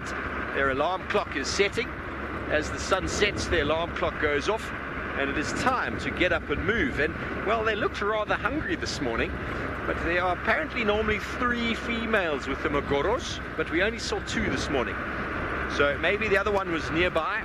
There wasn't too much shade where those 2 lionesses were lying, so good chance the other one had found a different tree to hide underneath.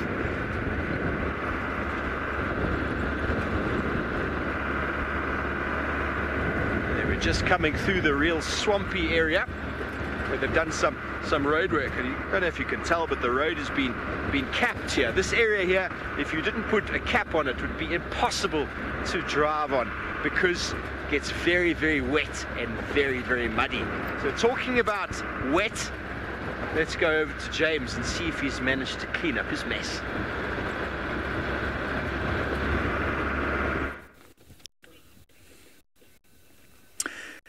Well, the interesting thing is that clearly there was no hunting going on earlier, and that is because stashed away in this shallow gully is a carcass. A wildebeest who I suspect was killed last night. And unfortunately for the wildebeest, now being polished off by these 2 lionesses. And the one eating, I think, is one of the pregnant ones.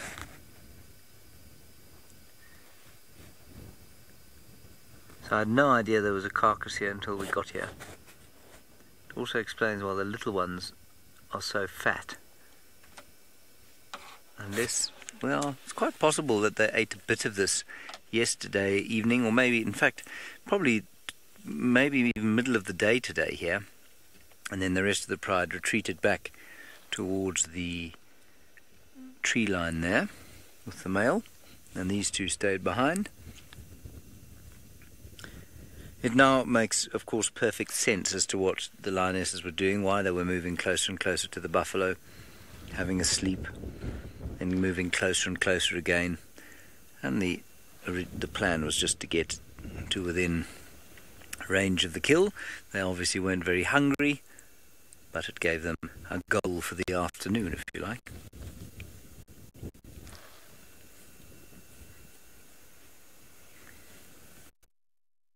The tea was an epic fail. Just after we left you, I hit a bump and all of the cups ended up in the middle of the car. I then said some terrible words of 4 letters and talk over the tea pouring duties. I believe you already had a laugh at my expense on that account. Well, if you're going to be thick like I was being there, you deserve to have milk and coffee on your back.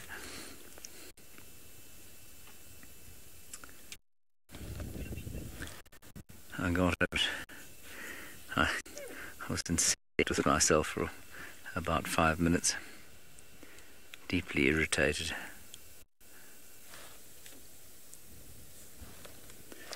Anyway, things are very peaceful and very pleasant here right now.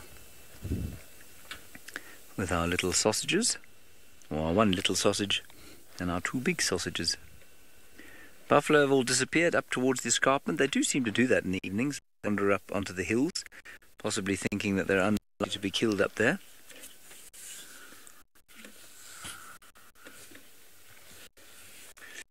That's Mama with a name like that.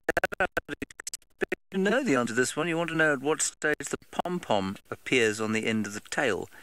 You can see it from about, I'm going to say about 6 months. You can see it. You can see it is just there. You can just see a little black tip to that tail.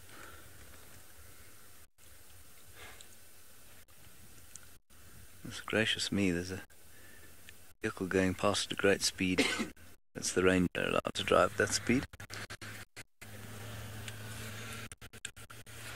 You can see that the little one is fascinated by vehicles. Now, whether or not this little thing had a little brother or a sister, I don't know. But unfortunately, it is now alone as a sibling. There are plenty of other lions in the pride, of course. I love the bluish tinge to their eyes at this age. Oh, sweet. They just are the cutest things.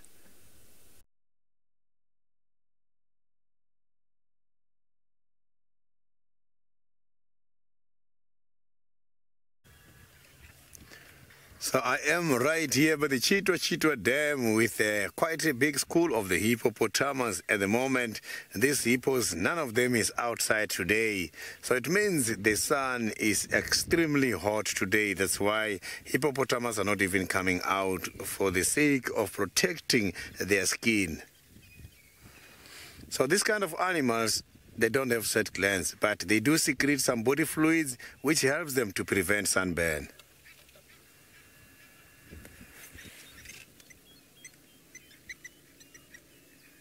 So you can see that some of them are just exposing their bodies, but they are just coming in and out of the water. They can submerge for about 5 to 6 minutes.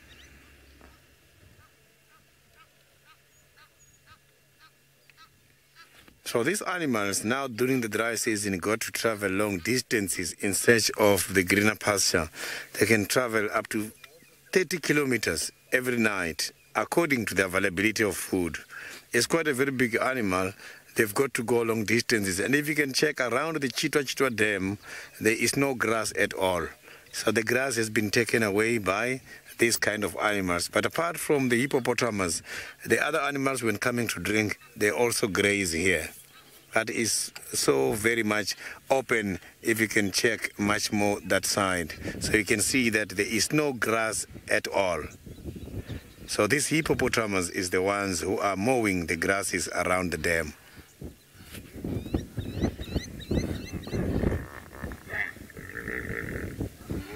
That is quite a lovely sound.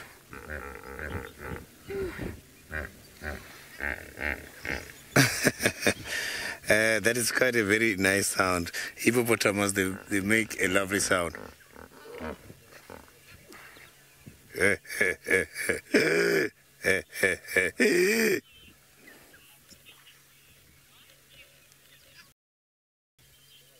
So the hippopotamus are living in water because the body of the hippopotamus is not good for the sun. So the sun is not good for the body. When these animals are out here, they don't spend much time outside. They just have to come out and cool the body again. So that's why reason for them to stay in here, although they cannot swim, is to protect the skin. So if they don't do that, they are going to experience problem. And in the very same area of the Kruger National Park last year, let me just give you this. Last year, there was quite a lot of hippo mortalities because of the drought. A lot of dams became dry last year, and hippos couldn't survive the heat, and a lot of them died. So if they are not in these waters, they can battle to survive. But sometimes if the bush is thick, they can also hide under the thicket. I have been charged by a hippo very far away from the dam on a guided walk before, while he was hiding by the small trees. It was a densely populated bush, and he was just lying down there, waiting to move during the dark. Then I found him in the morning.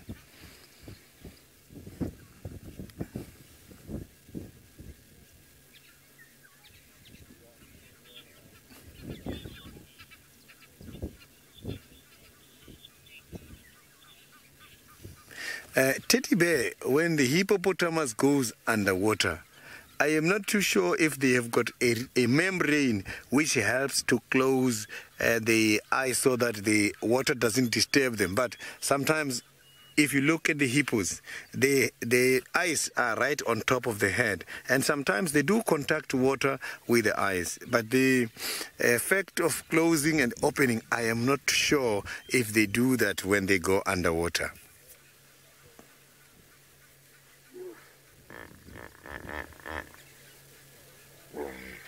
So you can hear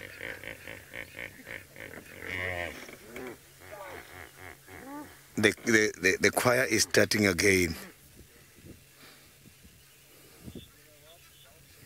So this is one of the noises I like the most. The hippopotamus, they make, I think, one of the best calls. So they can be able to run fast. It's quite a big animal, but they can go over 30 kilometers per hour. So now let's cross over to the Masai Mara and see what Steve is having.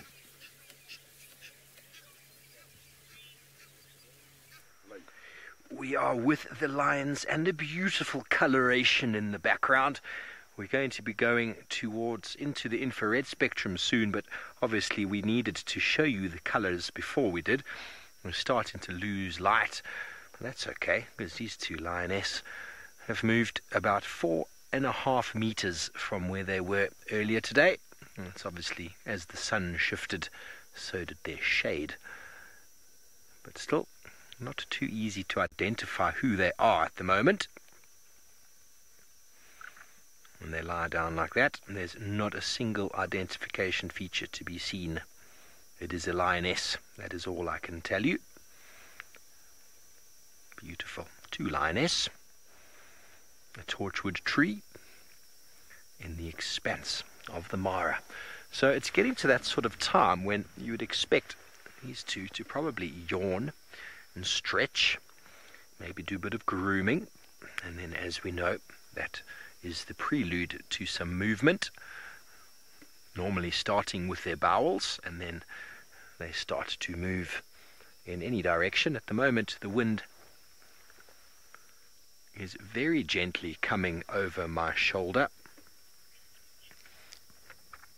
So it is Wednesday. Yesterday was Tuesday, and those of you who competed and contested in the Tracking Tuesday, the answers are being presented before you now, and many of you got the answer correct. The answer indeed was porcupine. Well done for those of you who got it right. And a couple people made the mistake of hyena scat. Now, hyena scat is quite easily identified. I don't think anyone in our company would put fresh hyena dung on camera, because that would be very hard to identify. Hyena dung, when it is sort of oxidized, it goes white. So you should never actually confuse hyena dung with any other dung due to the whiteness of it. You could confuse it with leopard or lion from time to time if they've fed on a lot of... Ooh. We are going to be going into the IR spectrum shortly. let me quickly find what picture you're talking about, Lou. The picture off of that. Let me find it. Okay, let me get the picture here. We're going to need to go into the IR spectrum very, very soon. Okay, so here is the picture. If those of you who have not seen it, James is going to go into the IR spectrum as we speak, but let's first get this picture for everybody. I hope that you can see it, and the light is going to probably reflect. There we go. You can see the dung there. Go a little bit closer in, James. You'll be able to see the shape of those bits and pieces are like mini cocktail sausages. Now obviously we're not looking at the knife. The knife is just there for a bit of a perspective. The knife is 10 centimeters in size to give you a sort of an area to work with. And each of those individual little balls come out very oval-like cocktail sausages. Hyena scat would be in sort of larger, would be a little bit bigger than that, I suppose, and it would be very, very white. And yeah, I hope that explains it for you.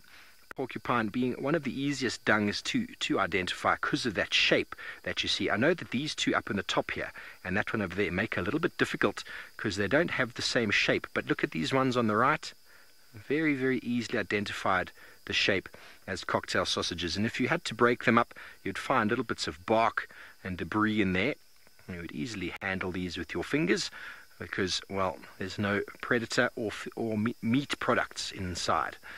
There's hyenas. You can get them much bigger, white, sort of segmented, and with the little nipples on them. We'll have to show you sometime.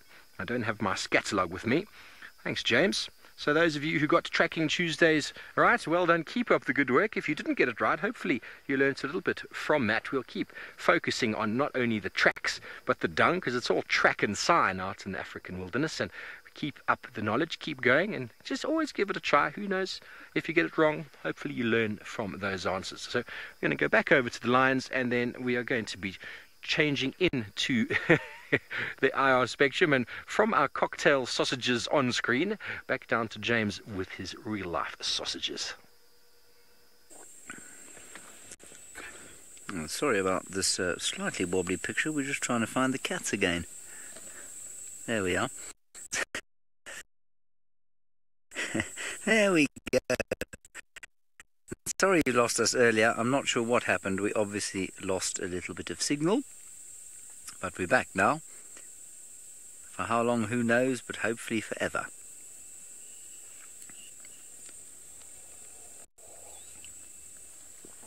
There's been a little bit of argy-bargy between these two. One eating got a little bit cross with the one not eating.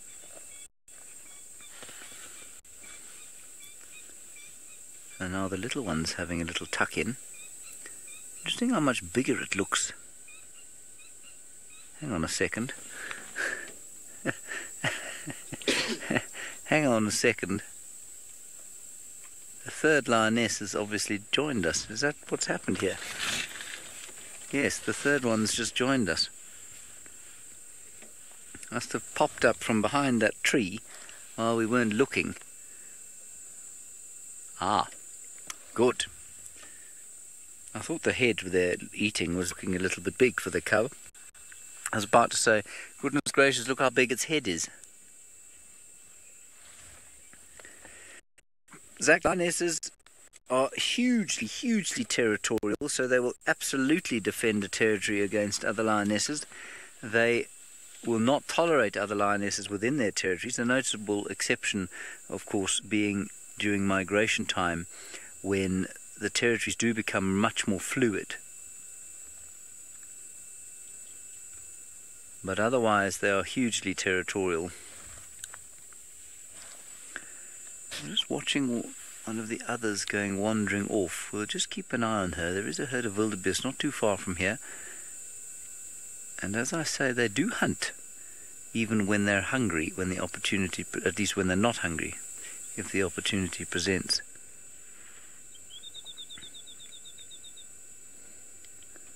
She's just walking down. I tell you what, I'm just going to shift slightly. I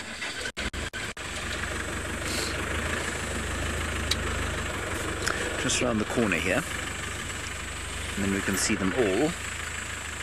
I don't see the little one, especially now that I've looked into the presenter light. I'm now blinded. Oh, the little one's right here at the carcass. Let me just roll forward slightly. There's a little one. And then the other lioness is beyond the trees.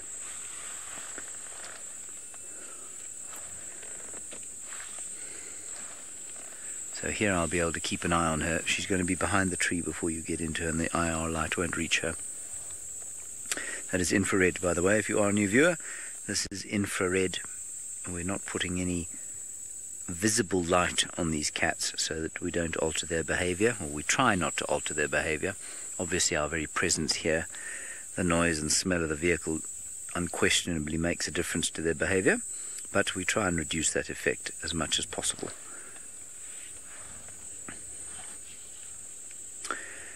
Carrie, no, I don't think so. I mean, I don't think cubs without siblings have less chance of survival. I've often wonder, especially with leopards, you know, where they've only got their mothers to play with, such as Tlalamba.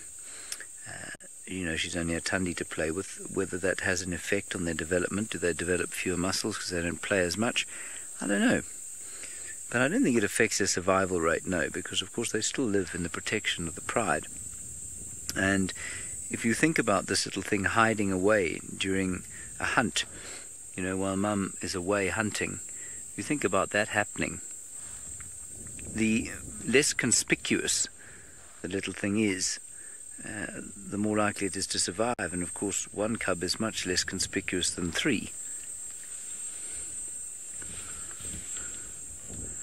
This lioness has now disappeared behind this tree, and I can't see where she's gone. Can you see her there?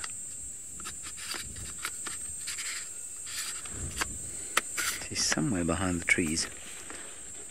I daren't sneak any further forward because I think we'll probably go off the edge of this small cliff, which wouldn't be ideal. They are so full. Classic kind of migration belly, combined with carrying babies.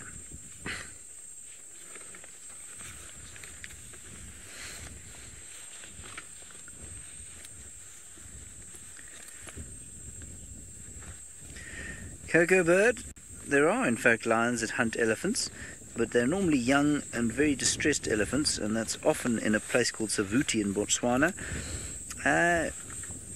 You know, it just depends on the age of the elephant. 2 or 3 lionesses will take an abandoned baby elephant. There's a story that I've spoken of before of a sighting of 6 young males taking on an adult bull in Botswana. They must have been seriously desperate, and he killed 4 of them before the other 2 left. So, you know, nothing is going to hunt an adult bull elephant.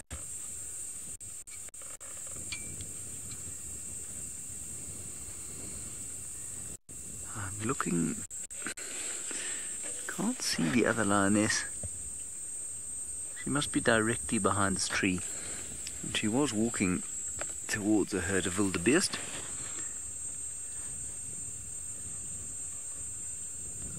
I see her. She is flat in the grass, asleep. It's quite interesting. Over the last few days, we've been driving around this very clearing. This is our 3rd afternoon here, or 3rd or 4th afternoon here. And the pride splits up all the time. One will move about, 600 feet or so, and then it lie down under a tree, and then 1 or 2 of the others will move, and then they'll join up again, and then they move around, and it's kind of this consistent sort of fluid movement that takes place over the afternoon, and then come evening time they join up, and you think they're going to go hunting, and they go to sleep with them together.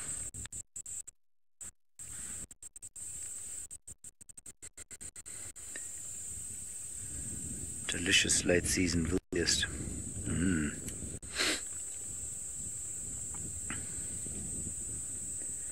Looks marvellous, if you like that sort of thing. Yes, as you say, Louise, matured and grass-fed. Janika, yes, lionesses do suckle each other's cubs. They will allo-suckle, if you like. And so it's quite nice. It means that if mum dies, then it's not necessarily the case that the cub will die, whereas in hyenas, it most definitely does not take place.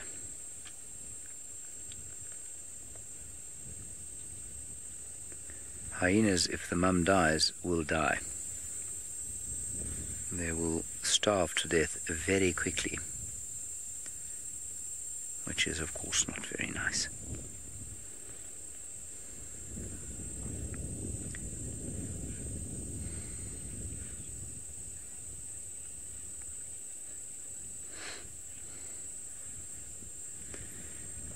But only sometimes, distressingly to our human sensibilities, they will in fact eat the lion cub if it dies. That's not always the case. Sometimes they'll just leave it, but sometimes they'll eat it. We've seen mothers eating their cubs before, which might seem a little bit morbid and disgusting, but it does happen. And, well, I guess it's just a way of not wasting nutrition. Seems a little bit harsh to say, but I guess out here, you don't want to waste anything. I'm just shining the light into the clearing to see if I can spot the other lioness, but I cannot.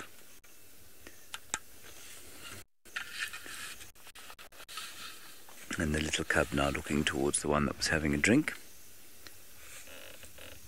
Now you won't see this either in a hyena clan, where, if you didn't know who the mother was, if you couldn't see the lactating female, you wouldn't know who the mother of that little thing was, because he or she will be just as comfortable with all the lionesses in the pride, and they'll be just as patient with him or her.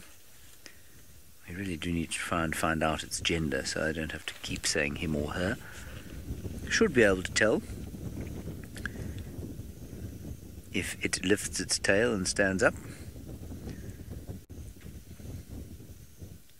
So sweet, just observing the scene. Isn't that cute? Clearings towards the Serengeti.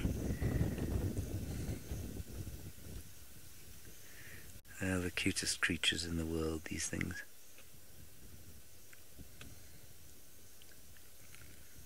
Now just eating a little bit of Balanites leaf, I think. Now here is where obviously the cub is up for playtime, but it doesn't have a sibling. And Louise is going for little male. She says 2 nuggets under the tail. Well, I missed that, I'm afraid, but it could easily be. And we don't know who this one's father is, whether it's the Eldonio Payex or Kipuli, or one of Kipuli's cohorts. It's getting quite interested in Bungay. Yes, you are a very quizzy little fellow. Just so cute. I mean, it's unspeakable. You can hardly look at the thing without desperately trying to reach out of the car and squeeze it. That would be a bad idea.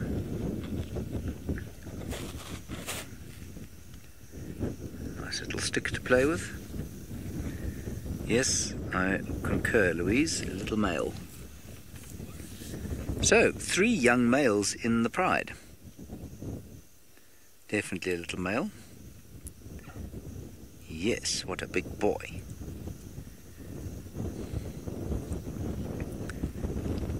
It really would be much better for him if they were with the 10-week-olds, because then he could probably have a game. He's too wonderful. Look at him.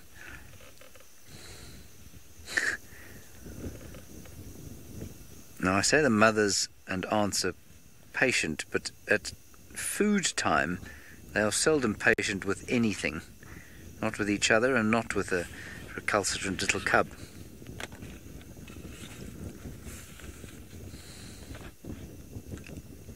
The noise it's making is just too wonderful, that gorgeous little cub. Oh.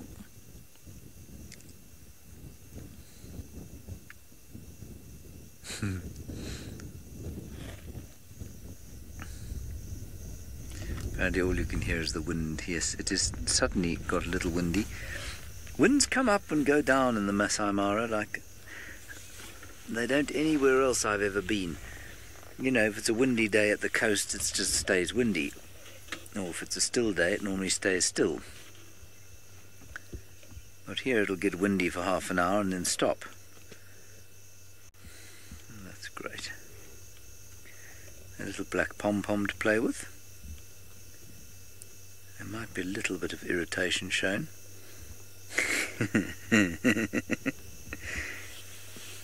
It's almost as if the lioness is purposely flicking it around for the little one to play with.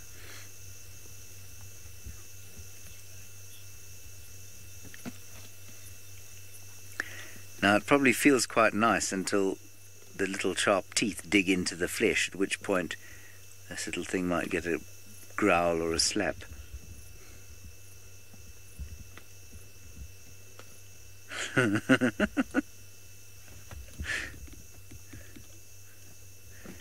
This is fantastic.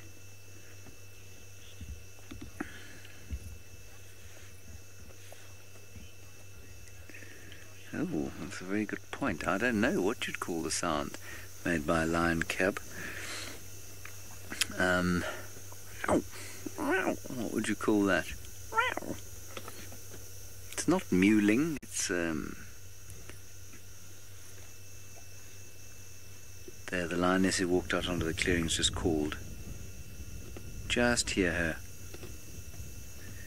Well, that's a good one from Louise. She says she'd call it audible cuteness. It's a roundish sound. I don't know. That squittering is a perfect sound for, or perfect word for the sound that hyena cubs make. This isn't that though. Why don't you all come up with a word for me? Hashtag SafariLive or chat stream on YouTube. Tell us what the sound of a lion cub is called.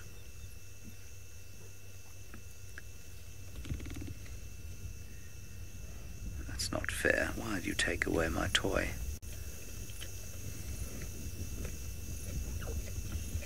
It's too sweet. It's a squeak almost.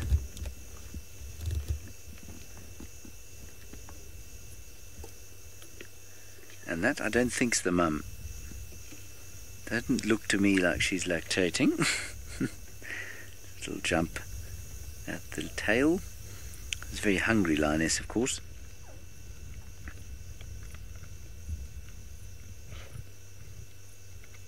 I suspect this carcass has been here all day.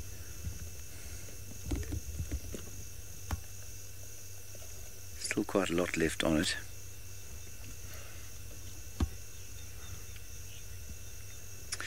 Alright, I believe the Vov is with some lions as well, and that they are finally showing some signs of life.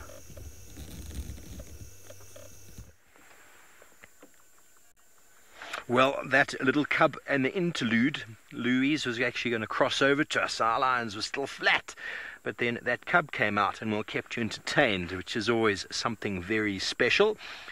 The grooming is starting, the yawning has happened. No doubt soon there will be a stretch, another yawn, a toilet movement or bowel movement of sorts, and then, well, the lions are probably going to walk right past us. That is what I'm assuming. The kind of the daily ritual of a cat. It's interesting how they both, a moment ago, picked their head up and kind of looked over their shoulder and looked and said, "Oh yeah, the sun's gone." It's now time to get up. I wonder if any of you've done that. Wake up in the morning and, you know, sometimes you can have some very nice curtains in your house, or if you ever stay in a hotel that's got beautiful curtains, you have to physically open the curtains to figure out if it's day or not. There we go, there's a big yawn. If the light is out, that is a bit confusing. If you live in a tent, well, the light wakes you up when it rises. But I've stayed in a hotel once and the curtains were so beautiful. I just slept and slept because, well, there's nothing to wake me from a light point of view. And all the lions have been trying to avoid the light all day. now that it is finally set, it is time for them to get moving. Well, this one's showing us exactly how to be a lazy lion and groom, and lying on its side. Oh, here we go. That's a spot I haven't got yet, right on the back. Nothing like being able to lick your hip. Anybody out there can lick their hip? That'd be an interesting maneuver. I always find it funny the places lions lick themselves, sometimes licking down their back, licking on the hip. The paw I understand, because they use it to wipe the face clean, and they assist each other in cleaning as well. There's a nice tick there right on her chest, on the bottom of her neck. Shall I go pluck it off, James? James says yes. I'm only joking though. We'll definitely get some action. There we go. Look at those teeth. Fantastic. I'll go pop. There we go. Look, it's going to try get the tick with its tongue. Louise has said go pop the tick like a pimple. Well, there's at least 2 ticks underneath the chest, and they do try and gnaw them off if they can get at them. But it's in quite an awkward position. Imagine trying to bite something off your own throat. It's nearly physically impossible. Physically impossible.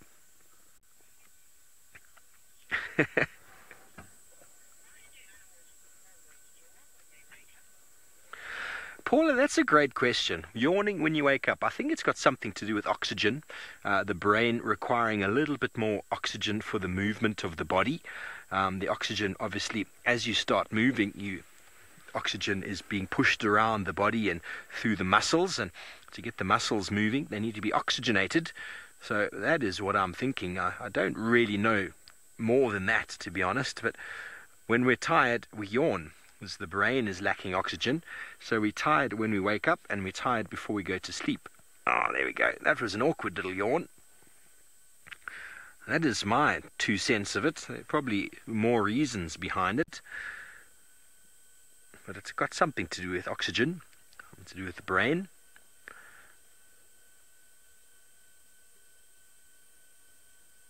Beautiful lions. There we go. You've got to lick the back of your leg. If anywhere else, that's where you've got to lick. Important spot.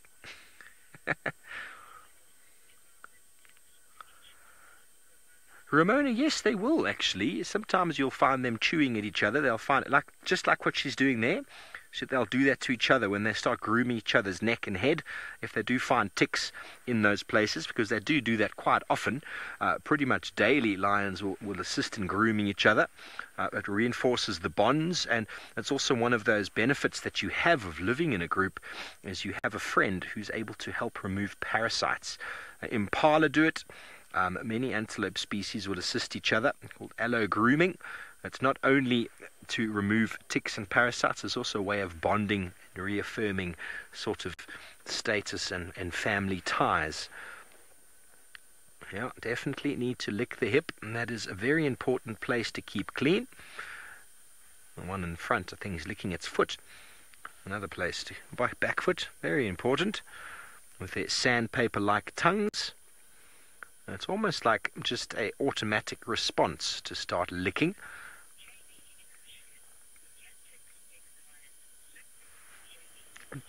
Hello, Jamie, Michigan.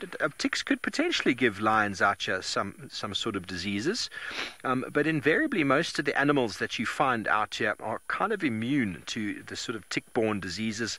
They might just make them a little bit ill from time to time, but through many, many years of evolution, these animals have done quite well. There's not any diseases that I know of that ticks transfer to cats. There's a number of viruses and diseases across the African continent that are tick-borne. There we go. The allo grooming is going to start. Is she going to find the ticks on her neck? Here we go. You lick my face, I'll lick yours. So I'm not sure of specifically any diseases transferred by ticks to lions. But domestic dogs and cats are most certainly subject to biliary in South Africa from tick-borne diseases. It's basically tick-bite fever for a cat and a dog, and it's potentially fatal. But these animals have lived out here, and they get them all the time. If anything, a little bit of an itch. There we go, right in the ear. That's a good spot. Isn't this marvelous? Backward and forward licking. But there's a number of diseases that are transferred via ticks across the continent. And what they do is, if an animal is weak, it could potentially kill it. But most animals generally pull through. But it's definitely one of those sort of nature's ways of breaking down or removing certain individuals from the population. But with regards to lions, I really am not sure if there's anything specific that is transferred, but it's very likely. And I'm sure they just got a bit of an immunity to it, or they might have a bit of a bad day, a bit of a headache, and then the next day all is well again. Very good. Well, we are with these lions. I still have not been able to identify them, but I'm trying very, very hard. But I think, James, we're going to keep the camera on them because they are having such a nice grooming session. Much better than looking at my face. Nice to spend time with cats doing exactly what we said they were going to do. And let's see if there's any tick in the ear, she's going to get it. A little bit lower. There we go. Ooh. She's kind of showing, that's not... Licking her in the ear is actually a little bit painful, but it's nice but painful. Painfully nice. Oh, they're listening. What did they hear? They hear things very, very far away. There we go. Oh, there we go. Oh, that's a bit of love. Kathy, I don't know. I don't know if all animals yawn. Absolutely no idea. A lot of them yawn. You've never seen an elephant yawn because it's got an enormous trunk in the way. I have no idea. I really have no idea, Kathy. I'm sorry. Sorry I don't know that. Now they're pretending they don't know each other. Looking either way. They're listening. Okay, well, let's quickly go down to Sydney. He's got something for you.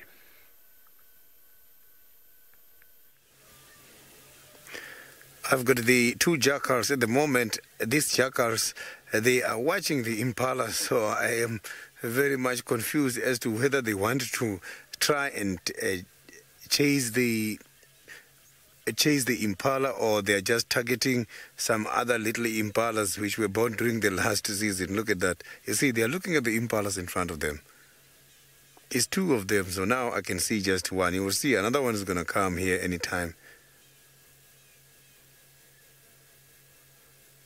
Or maybe that is the one which is now walking behind.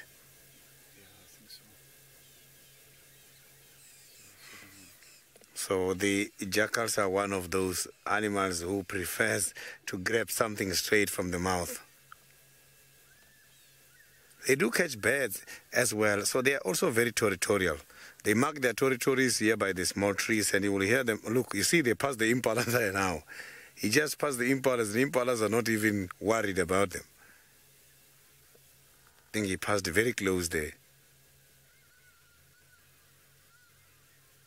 Oh, there's even another species there. So that's the waterback. You can see the waterback. You can't even see the ring because it's, the ring is now hidden by those branches.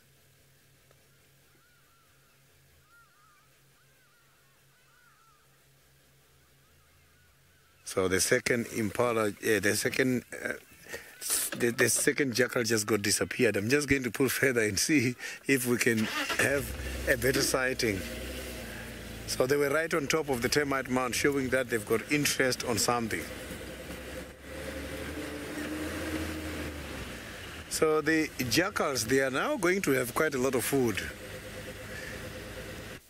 Monique, thank you very, very much for such a lovely comment of loving the jackals. Jackals, they are going to have quite a lot of food because when these adults, females, are giving birth, they take the babies and sometimes they eat the placentas of these animals.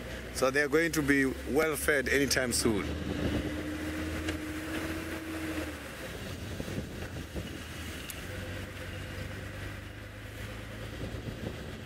So these jackals, normally they hide their little ones under the ground by the artifact holes as well. So it's part of those animals who are in holes as a timeshare. You will find them today. After a while, they will leave. Another one who's going to come in, a different species is going to come in there, like a warthog, just like that.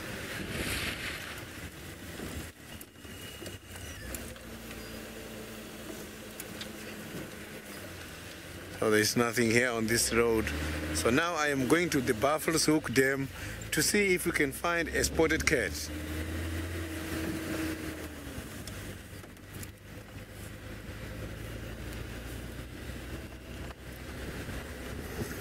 So somewhere around the Buffalo's Hook Dam is where this morning there was also quite a lot of tracks for different leopards. Hosana's tracks were registered there, and Tingana's tracks were registered. Also Tandi's tracks were registered in the area.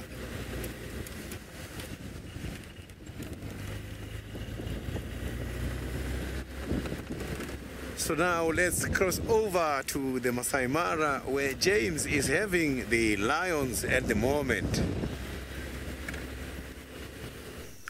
Right, well, we're still here with our little sausages. They are, well, I keep saying sausages, just one little sausage, and it is having a little snooze now. It's got very tired from all of the work that it's had to do. And I still haven't managed to spot the one that disappeared off into the clearings. So I'm not sure what's going to happen with that one. It could easily take down a wildebeest all on its own, which would be fascinating, and I hope we don't miss that. That cat is so pregnant. I keep saying that, but it really is true. Going down to her colleague, there they are. That's the mum. Just a little leg tap there. Hoping for a bit of water, I think.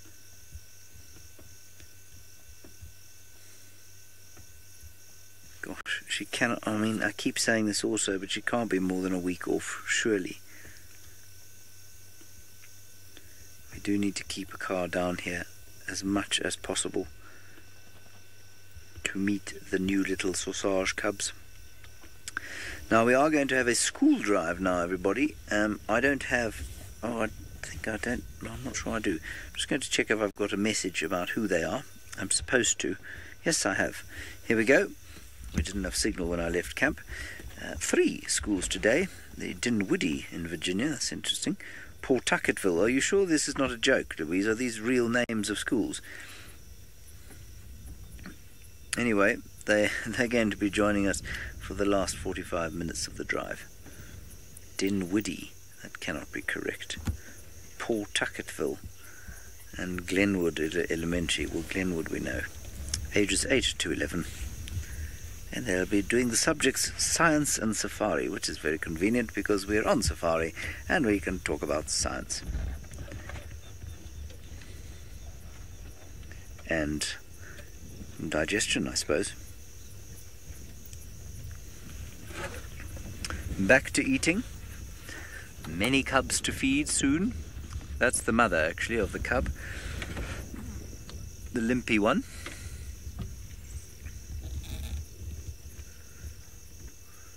I've got this horrible feeling in my gut that I'm missing out on a hunt here. That there's a lioness about to whack another wildebeest. It's very unsettling. Because I've been sat here for so many hours waiting for such an eventuality. I'm relatively tempted to go and have a look. Yes, Ramona, it's absolutely old enough to eat meat. They will eat meat from probably about 6 weeks, actually. As soon as they're introduced to the pride, they'll eat a little bit of meat. And this one, yeah, probably about 6 or 7 weeks old, so yes, certainly eating meat by this stage. You might just be able to hear the bats calling above us. I think they've just come out of the tree. It's amazing. Making their ultrasonic sounds. Good grief. One of them's going to fly into my ear. It's amazing. I can actually hear their wing beats. Okay, if you can film a bat in infrared, I'll be seriously impressed. Righty, good evening from the Masai Mara to the three schools that we have with us today. The Dinwiddie School from Virginia, that's a very interesting name. Another one from Pawtucketville in Massachusetts, and the Glenwood Elementary in Virginia. Two of you have been with us before, Glenwood Elementary and Pawtucketville, and then Dinwiddie, this is your first time. Oh, listen, there's a lion calling.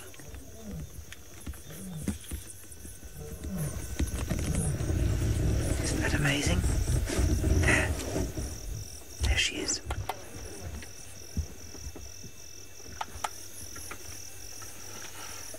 Now, we're sitting here in the Masai Mara of Kenya with the Sausage Tree Pride, and they've spread out all over this area. It's wonderful to have you with us. You can ask us any questions you'd like to. All you need to do is ask your teacher, and he or she will ask us, and we'll do our very best to answer any questions you have. My name is James Henry, and like I say, I am sitting with the Sausage Tree Pride, and they're just over there. There's a little cub there of only 6 weeks old, eating nicely with, in fact, we are with its mum. It's not eating anymore at the moment. It's too full. Look how cute it is. I can hear the others in the pride calling from way across the clearings now.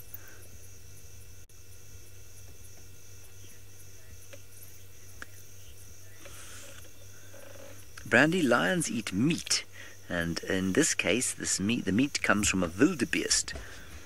Now, in this part of the world, there are about 1.2 million wildebeest that come into the area between the months of, say, June and October. And this year, they have stayed much later, and so the lions are still eating wildebeest. When the wildebeest are not here, they eat buffalo, they eat zebra, they eat topi, they eat Coke's hartebeest. Basically, they're not very fussy. They'll eat any kind of meat that they can get. This particular pride does like to eat buffalo, and that's not the same as the North American buffalo, that's the African buffalo. It's a little bit smaller than an American buffalo, but it is twice as angry. Alrighty, I'm not the only one out here. Just north of where we are, there's a chap called Steve, and he is also with lions.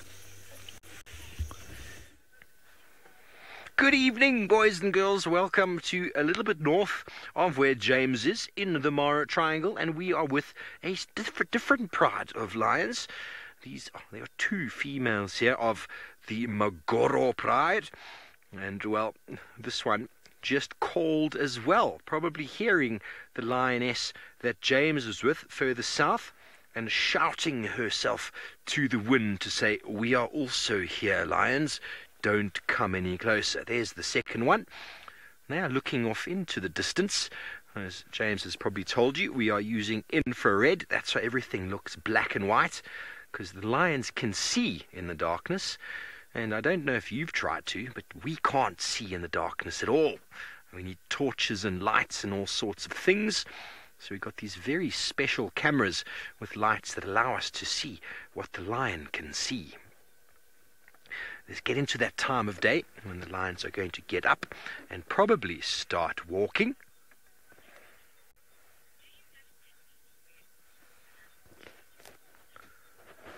Poor Cap... I didn't quite get that name, Lou. Sorry, that's a bit of a tricky name. Is that the school name? Yes, it is. Sorry. Pawtucketville. You want to know if we get close to where the lions live, or where all the animals live? Do we get close? Well, we live up on the mountain, but in other places that I've worked and lived, we live in amongst the lions and the animals, really. In these national parks, most of the time, you live inside the boundaries of the parks, and the animals, well, they live all over the place. Today, these lions will be here. Tomorrow they'll be a little bit further down the road. Really don't have a set sort of place. They'll stay in a certain area, which they'll move around where their food is, where they do their hunting. But You know, potentially they do come into areas where people live, and it is one of the wonderful parts about living and working out in the wilderness is that the animals sometimes come and sleep outside your tent. I know that might not be for everybody, but I love it, and my name is Steve, and I'm joined on camera by Big James, and well, we are also in the Mara, just like other James a little bit further south, and how marvelous it is to be out here and to be showing you the African wild at night. And with these lions, hopefully we'll be able to see them getting up and showing some moving. Hello DJ, you want to know how many carnivores there are in Africa? Well, there's lots.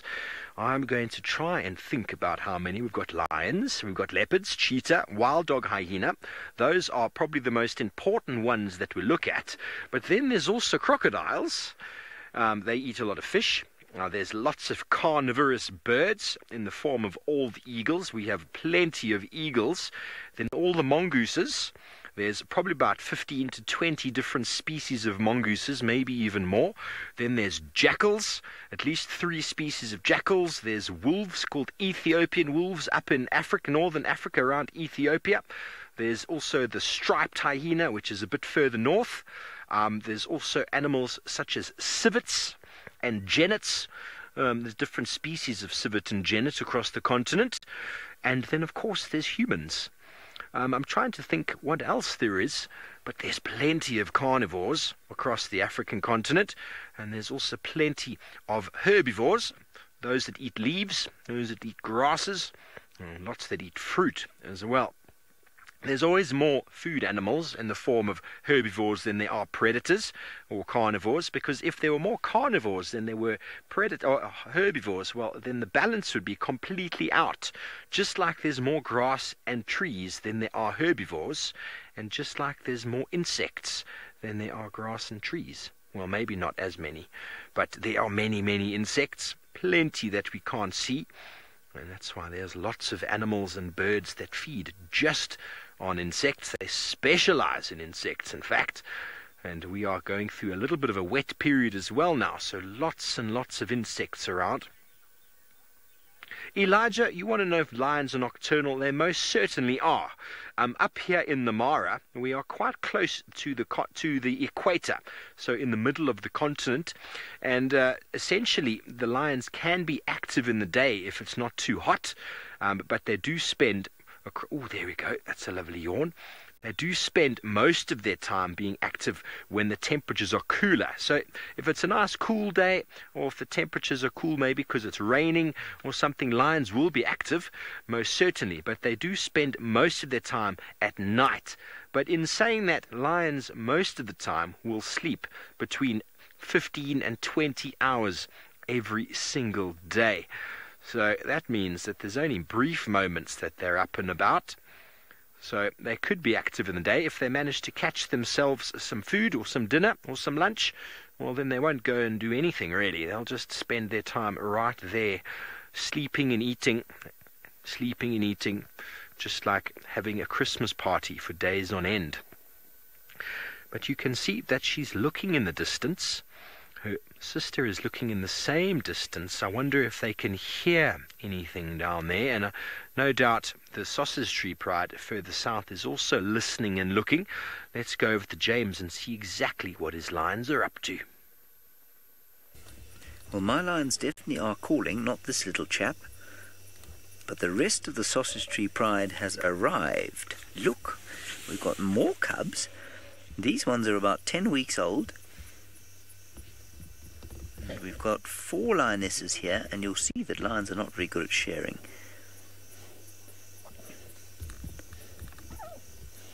You might just hear the cubs calling now.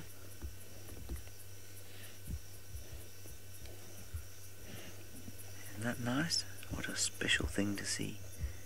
We're very, very lucky to see this.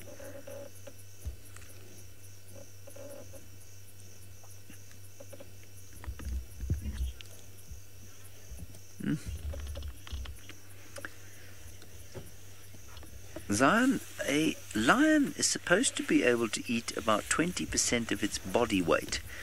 So that lion there, that lioness, she's a pretty good size. She's about 120 kilograms, call it 250 pounds. 20% of that will be 20 kilograms or 50 pounds. So she could eat 50 pounds of meat in one sitting, which is a huge amount of meat. Imagine eating 50 pounds of meat.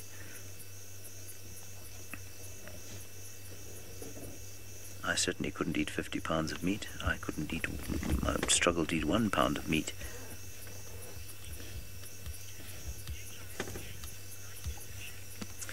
Braden, they do, you know. They've got a very special kind of night vision where they obviously don't need any special goggles or anything like that, but they see much better than we do at night. And in fact, you'll probably find that the picture you can see there, it is in black and white, of course, is probably quite similar to the picture that they are able to get at night just by looking. So this picture is currently being lit by what's known as an infrared light, and that means that we can't actually see the light.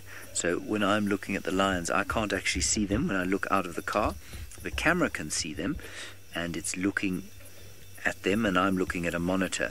So the picture that you can see like that is probably quite what the lions are able to see in the pitch black darkness. And what we'll do is show you how dark it is. Bungay, who's on camera this evening, will just sort of point the camera out into the darkness. That's how dark it is. Isn't that amazing? So it's really dark. Now he'll switch the infrared lights back on, and you can see that the lions have been lit up. Now I still cannot see those lions, so if I look towards them, I can't see them. I'm looking at them through a monitor, so I can see I'm seeing the same picture that you are, which is really quite amazing.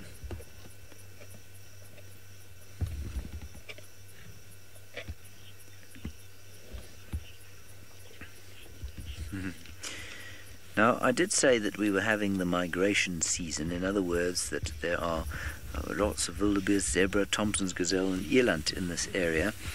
And Aidan, you'll find at this time of the year, the lions kill far more than they would at other times of the year, and often when they're not even hungry, you'll find lions killing. And so, while if this pride was to kill a buffalo, it would last them 4 or 5 days, this wildebeest, I suspect, was killed this morning. They may well kill again tomorrow morning if the wildebeest are around, but they don't have to kill again probably for the next 3 or 4 days because they're so full of meat.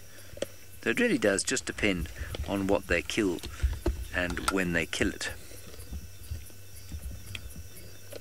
Let's see if I can spot the other lions. I can see one other lion, 2 other lionesses. I'm not going to show them to you because they're quite far away. In fact, I can see the whole pride. This is spectacular. Okay, we're not going to go anywhere. We're going to sit with our very special sausage tree pride, but we are going to hand you over to South Africa, where Sydney Niconico is waiting to say hello to you.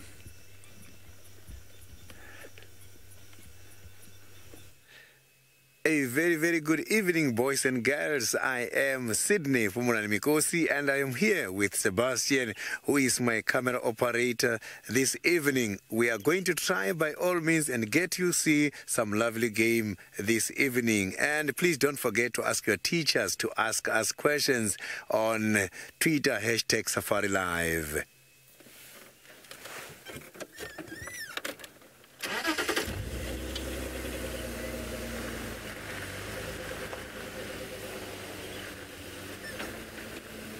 Paul Kakete, I grew up here in Africa, specifically South Africa, and I come from the northeastern part of South Africa by a place called Venda. My capital city there is called Thohoyandou, which means a head of an elephant.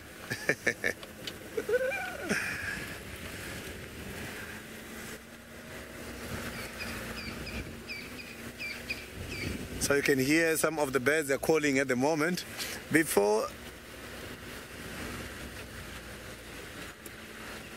Riley, I have been in the game reserves since 2006. I first worked for a private company called Mabula Game Reserve near Bela Bela, which is not far away from Johannesburg. From there, I went to the South African National Parks, where I was part of the Marakele National Park, which is part of the Kruger National Park. And then from there, I am here by the Wild Earth in Juma Game Reserve as a TV presenter.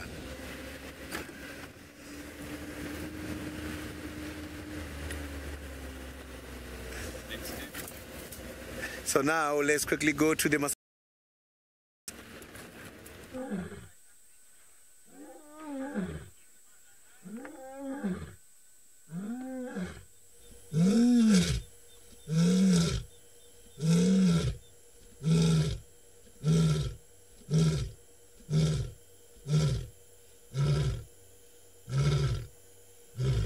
How special is that? There's nothing quite like the sound of lions roaring out here. To be able to see them do it as well. And that can go for about 4 miles. Can you believe it? That sound can be heard. So they'll often call like that and then listen for responses coming from any other direction, because essentially the lions, the females, have got territories, and their territories are protected by them, but they also don't want to bump into lions all the time. So by calling, oh, there's a big yawn. By calling, they're able to space themselves out from the other lions, and if one calls much closer, then they can assume that that lion is in their territory and they might go and fight. But by calling, they can space themselves out, and by spacing yourself out, you can avoid fighting, because when lions fight, there's teeth and there's claws, and it can be quite something to witness. So they want to avoid fighting if they can. Every now and again, if someone trespasses, they're going to have to discipline them and teach them a lesson. So you'll often find lions calling in the night. Hello, Gracie. You want to know if lions have predators? They most certainly do. Lions, the biggest killer of lions is other lions. Males will kill other males, and males will also kill females sometimes. Sometimes females will kill other females if they come into the wrong territory.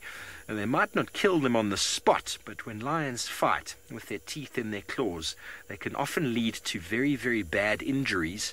And those injuries can lead to the lion not being able to hunt, and that can lead to them getting quite weak and eventually succumbing to death. But hyena as well are the biggest sort of competitor with lions. And so hyena, if they can outnumber a lion, they will.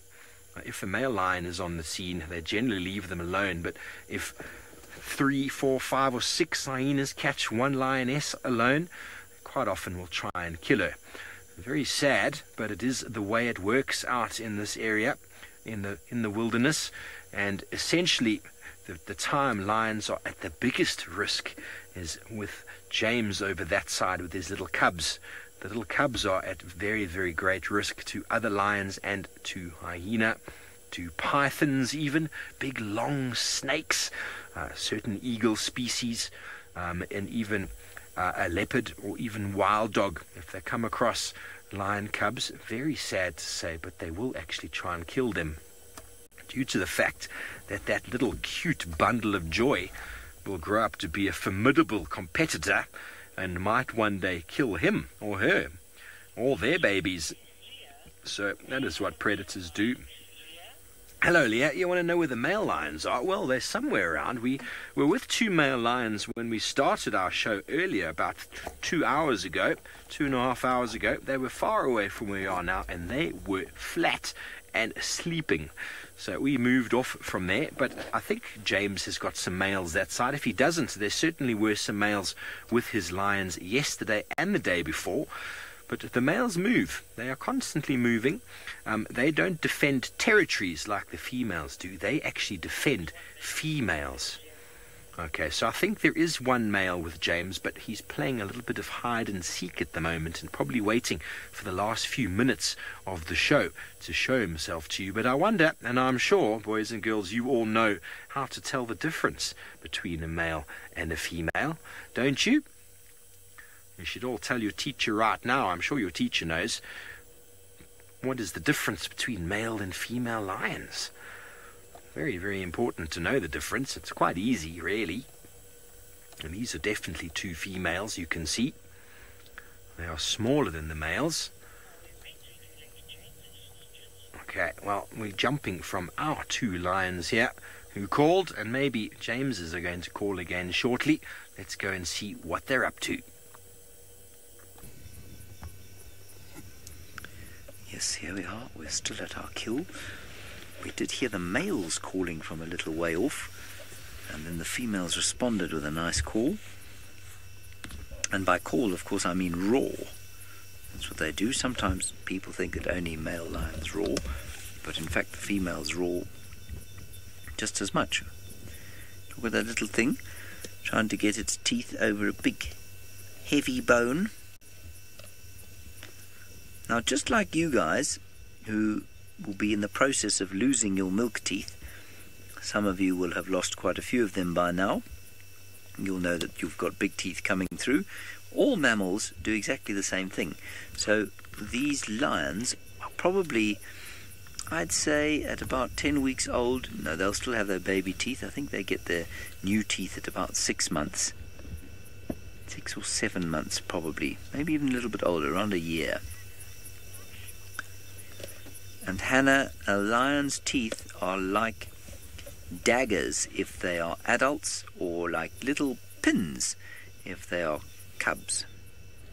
I don't know if you've ever felt the teeth of a house cat. Well, that's probably very much like what a cub's teeth feels like. And the lionesses, the big ones, have got very sharp, heavy dagger-like teeth. Then they've also got special kinds of teeth. So what I want you all to do is to rub your tongue around on your back teeth, right? Can you do that for me? Like I'm doing now for myself. Now you can feel that those teeth at the back of your mouth are flat, and they're called molars. Now on a lion, those teeth are not flat. They're in fact very sharp. Now I want you to do this. So open your mouth and shut it again. And you can feel that the two flat surfaces of your molars, the top ones and the bottom ones, land on top of each other, right? Now in a lion that doesn't happen. What happens with a lion is that when they start closing their mouths, their sharp molars go over each other like that. If that makes sense. And what that does is help to shave off the meat. It shaves meat off the bone and helps to cut things like skin on the animals that they eat. And so unlike us, they don't have these teeth that are able to chew very effectively, but they've got cutting teeth instead of chewing teeth. So if you can imagine running your tongue over the back teeth in your mouth, imagine that those are very sharp. That's what it would feel like to run your tongue around a lion's mouth. Now, if you really want to know what I'm talking about, your house cat or your dog at home is actually exactly the same. They're very similar. So all you need to do is ask your parent to hold your dog or cat, and if you, don't do this if you've got a vicious dog or an angry cat, but if you've got a gentle dog or a gentle cat, all you need to do is gently lift up the lip on the side. And do this with your parents, please, otherwise I've no doubt I'll receive a number of lawyers' letters. But you just lift up the lips on the side of the mouth of your dog or your cat, if it's a gentle dog or cat, and you'll be able to see exactly the same kind of teeth that these lions have. Jocelyn, believe it or not, there is no king of all lions, no, but there is a dominant male lion. We don't really call him a king, we call him a dominant male. And there are two dominant males in this area. Listen, they're going to call. Listen to that.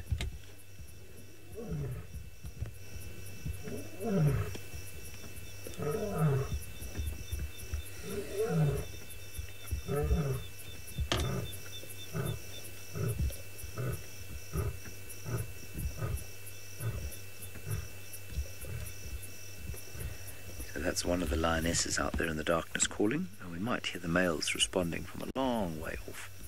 Anyway, Jocelyn, Each lion territory, if you like, each male lion territory has a number of female lion territories in it. So this pride is dominated or protected by a group of males called the Oldonyo-Payek males. It's 2 of them.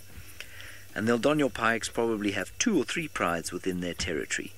And so, unlike the Lion King would have you believe, the male lion is not actually part of the pride. He normally sits out of the pride, and then he will come and visit this pride and then visit the other prides in his domain, and then probably sit alone as they are doing now. Oh, look, this lioness is coming quite close to us. It's a little bit disgusting, but at least in black and white we can't see that it looks disgusting. It just looks like a bit of old food, doesn't it?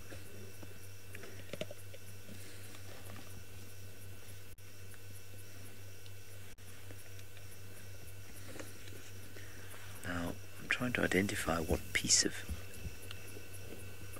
the wildebeest that was, but I can't. Yeah, it does look a little bit like it might be the windpipe. Now remember, lions and hyenas and the predators out here don't have taste buds like ours. They can taste a little bit, but they don't taste like we taste. And so although you and I would never try and eat something like that because it would taste too disgusting, the lions, they don't mind so much. And also, one of the reasons that we have very sensitive taste is that we have very sensitive stomachs. And because we have sensitive stomachs, we have to be careful about what we eat, so things that are bad for us don't taste so good.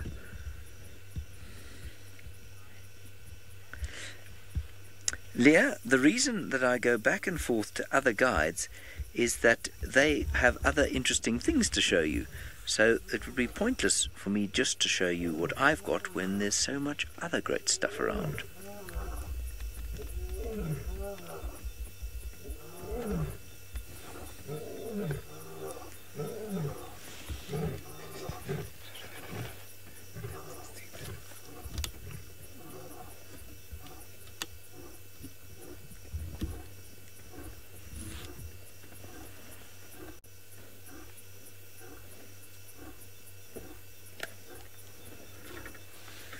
Wasn't that special? So now we'll go across to one of my friends who's either sitting up here in the Masai Mara or in... No, that's exactly where we're going. We're going across to the Vov. Thanks, James. Well, we're jumping from lion to lion, and our lions didn't call again, but we've now gone to the other side because they've turned around facing where we are now, because other lions called not that far away. They couldn't have been James's lions because he's too far away for us to have heard it. Lions could probably hear it over that distance, but we heard it quite clearly. So they're now looking into that direction and don't know if it is friend or foe who's coming to join them. It's always very interesting when you see lions joining other lions. You never know what might happen. It could be a physical confrontation. They could notice that the others are bigger and stronger and they could move off. Or they could run up to each other and cuddle and lick each other and say hello because they have been away from each other for a few days or a day or whatever it might be. Seeing lions re-meeting again is always very special. Lots of love, especially when it's youngsters that haven't seen mum for a couple of days. They get very excited. Go. She's moving across the picture. Where are you going, madam? Sorry, we can't go any further back than that because we have got a ginormous roof covering the vehicle and covering most of the background. And this one will tell us exactly where the other one's going. And if it's of interest, she'll get up and follow her. And then we shall do the same.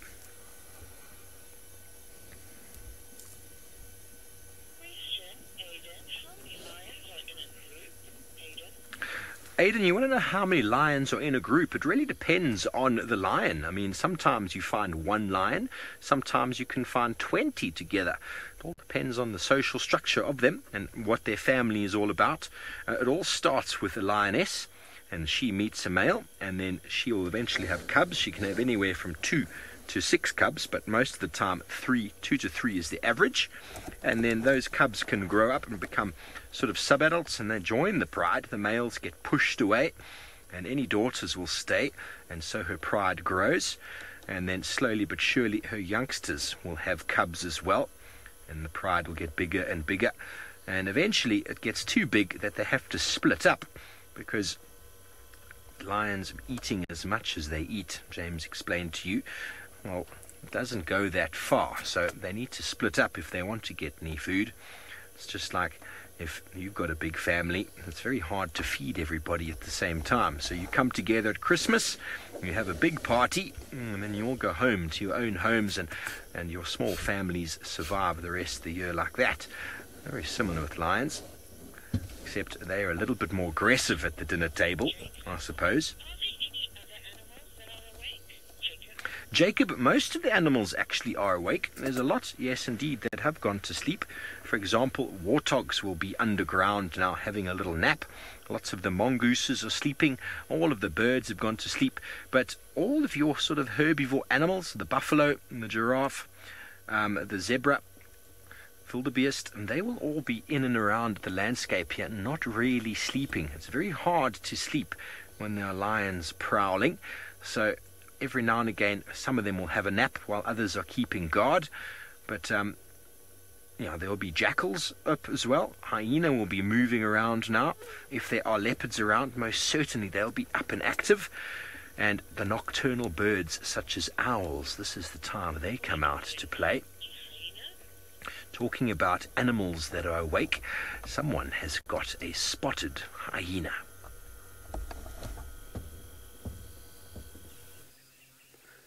So I've got the spotted hyena at the moment, and we are right at their den. A den is a place where the hyenas hide their babies. There is some babies here at the moment, and I can see 2 there who are busy now trying to have some milk. They are drinking the milk. Hyenas are one of those animals who are active at night.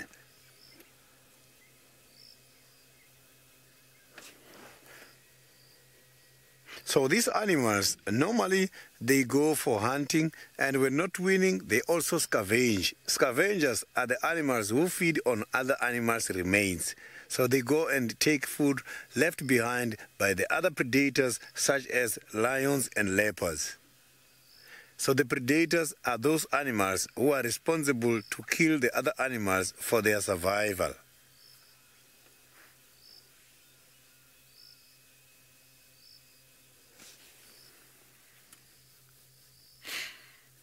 So you can see that the little ones, they are stuck now, busy drinking some milk. It means the mothers has just got back now, because these animals are active during the night, but sometimes during the day you can also see them walking long distances in search of food. How they get hold of food? They detect the scent from the air, and they can be able to follow the food. Oh, you can see there we've got another one who has just arrived now.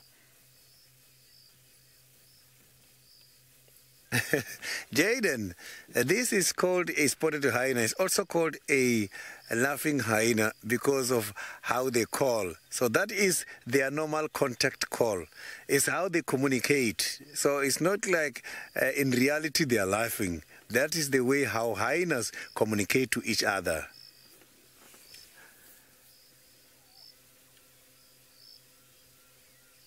And they've got different calls. So laughing is one of their calls. They do have other calls which are different from the laughing call.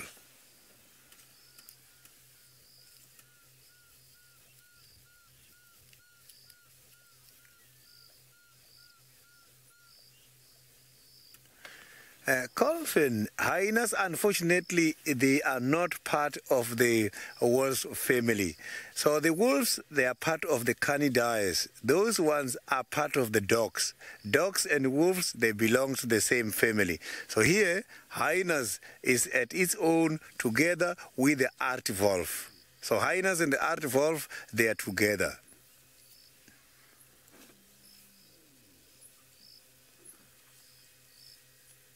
So I think other hyenas are coming here.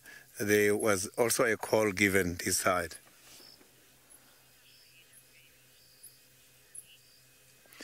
The babies of the hyenas, you mustn't get confused. Some of the study material will refer them as puppies.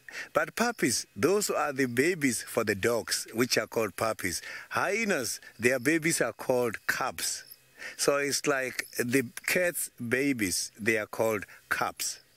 Cats, I'm talking about the leopards or the lion, not the domestic cats, as the domestic cats are referred as kittens.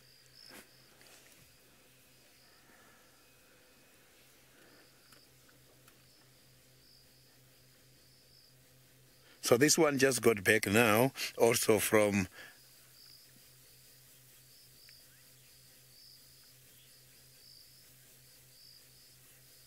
Leah, hyenas, they eat the leftovers because this is one of those animals who are not well gifted in terms of the ability to conduct hunting. They do cooperative hunting, but they don't get successful all the time.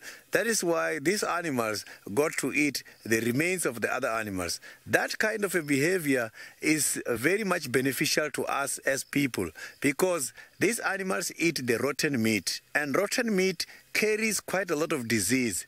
When the hyenas are eating the rotten meat or carrions, carrions is just rotten meat. They are helping us against the spread of diseases.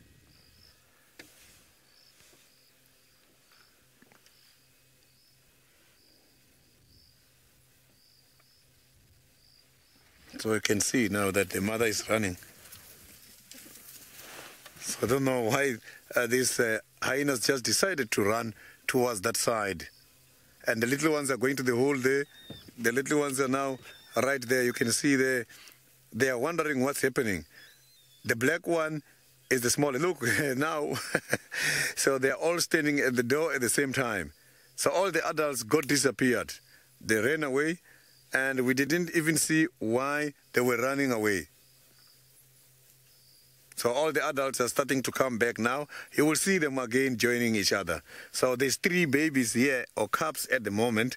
Look there, you can see the adults are coming. Let's see how the little ones are going to react when meeting the adults.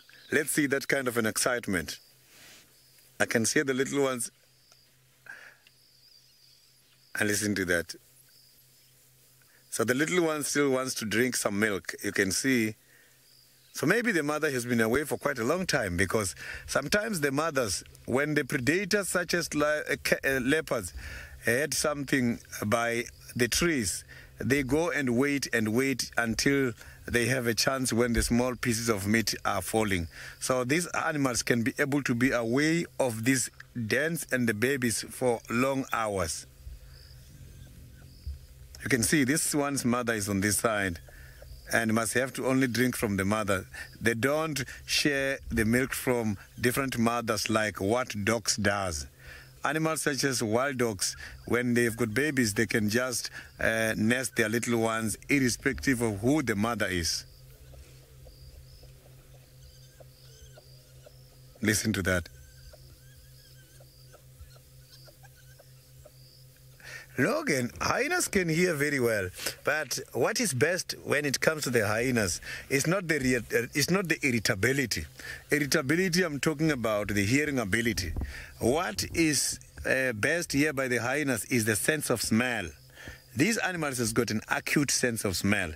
They can be able to detect blood or a dead animal from a distance of about 5 kilometers. So that is quite a long distance.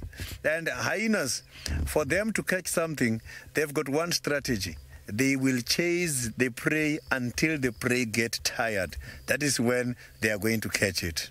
So they can run non-stop until the prey gets tired. So they don't have like a very good hunting strategy. Look at that. This looks lovely.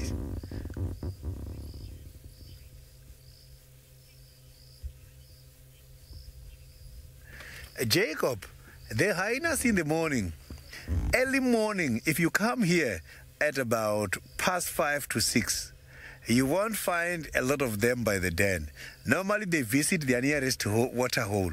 When they go to the water hole, you will see them playing in water every time in order to clean themselves. Also late afternoon, that is what they do. In the morning, they must have to go and have a bath, and after that is when they are going to look for food. Otherwise, they must come back to the den, and you will see sometimes they even change the responsibilities and leave one behind with the cubs, and the other ones will go out in search of food. When the other one comes back, other one is going to go out just like that. So it's quite a very interesting social structure. And here, by the hyenas, the father of the cubs does not have much power.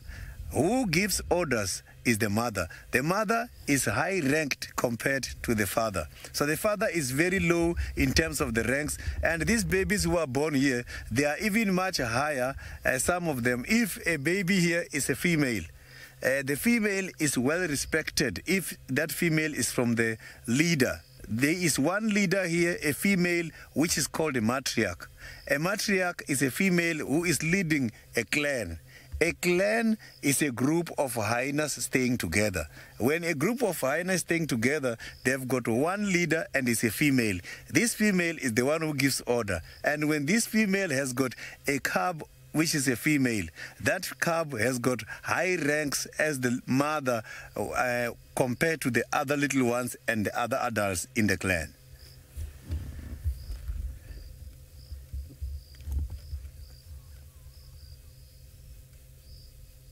So the one that you are seeing now, the black one, the mother is the matriarch. This one you are seeing now is the one responsible of this clan. And this little one, if it's a female, the possibility of this little one to take over to become a matriarch, they are very much high. So now let's cross over to the Masai Mara and see what is happening there at the moment.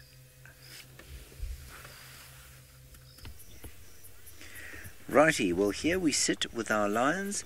They are still eating and they've separated slightly.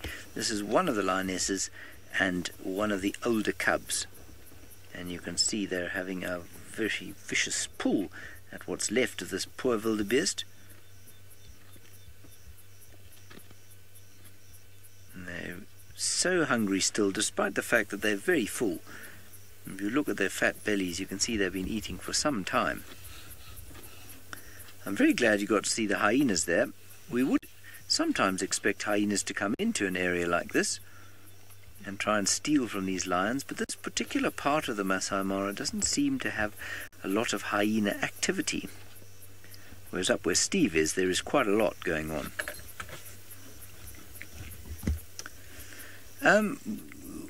Hannah, yes, lions are different colours. You get pink ones and purple ones and green ones and red ones. The only reason you can't see all the colours is that it's not daytime. I am, of course, being totally sarcastic, Hannah. You don't get lions of different colours, really. So, you know, obviously, some people have got dark hair, some people have got blonde hair, some people have got red hair. In lions, they're all kind of the same tawny, tan, brownish, yellowish colour, but they can be darker or lighter. And in fact, in South Africa, there is a place called Timbavati, which is not far from where Sydney is right now, and they have a group of lions known as the white lions of the Timbavati, and they're much paler, they're much blonder than these lions and the lions that Steve has. You can't tell, though. You wouldn't be able to tell in this infrared light whether they were different colours or not. They look very similar colours. But if you saw them in the day, you would see very slight differences.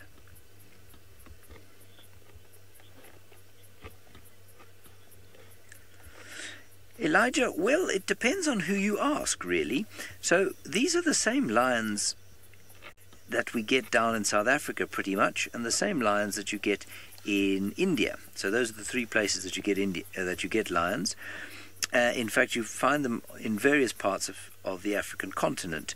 Now, pretty much you could say that they're all the same lion. There are some scientists who say no, that they're not the same, but they're close enough for them all to interbreed. In other words, that if a lion from Kenya met a lion from South Africa and they wanted to have babies, that would be possible, and there would be no problem with that. And that means that they must be very closely related, not like, say, a dog and a cat. They're very closely related to each other. So yes, to all intents and purposes, they are the same lion. But some scientists say, well, they're sufficiently different for us to call them not a different species, but what we call a different subspecies. Now, that's quite complicated, and you don't need to worry about those sort of complicated arguments that scientists are having with each other. They are pretty much the same species of lion. The only other part of the world where you find lions, other than Africa, is in India. But, you know, they used to be the most widely spread carnivore in the world. You found them all over Asia and Europe and down into the Far East. All right, everyone, that is going to be the end of our show. I hope you have a good day at school. I'm glad I don't have to go to school. I'm going to go back to supper, and we will see you next time for a special school safari. Until then, bye-bye.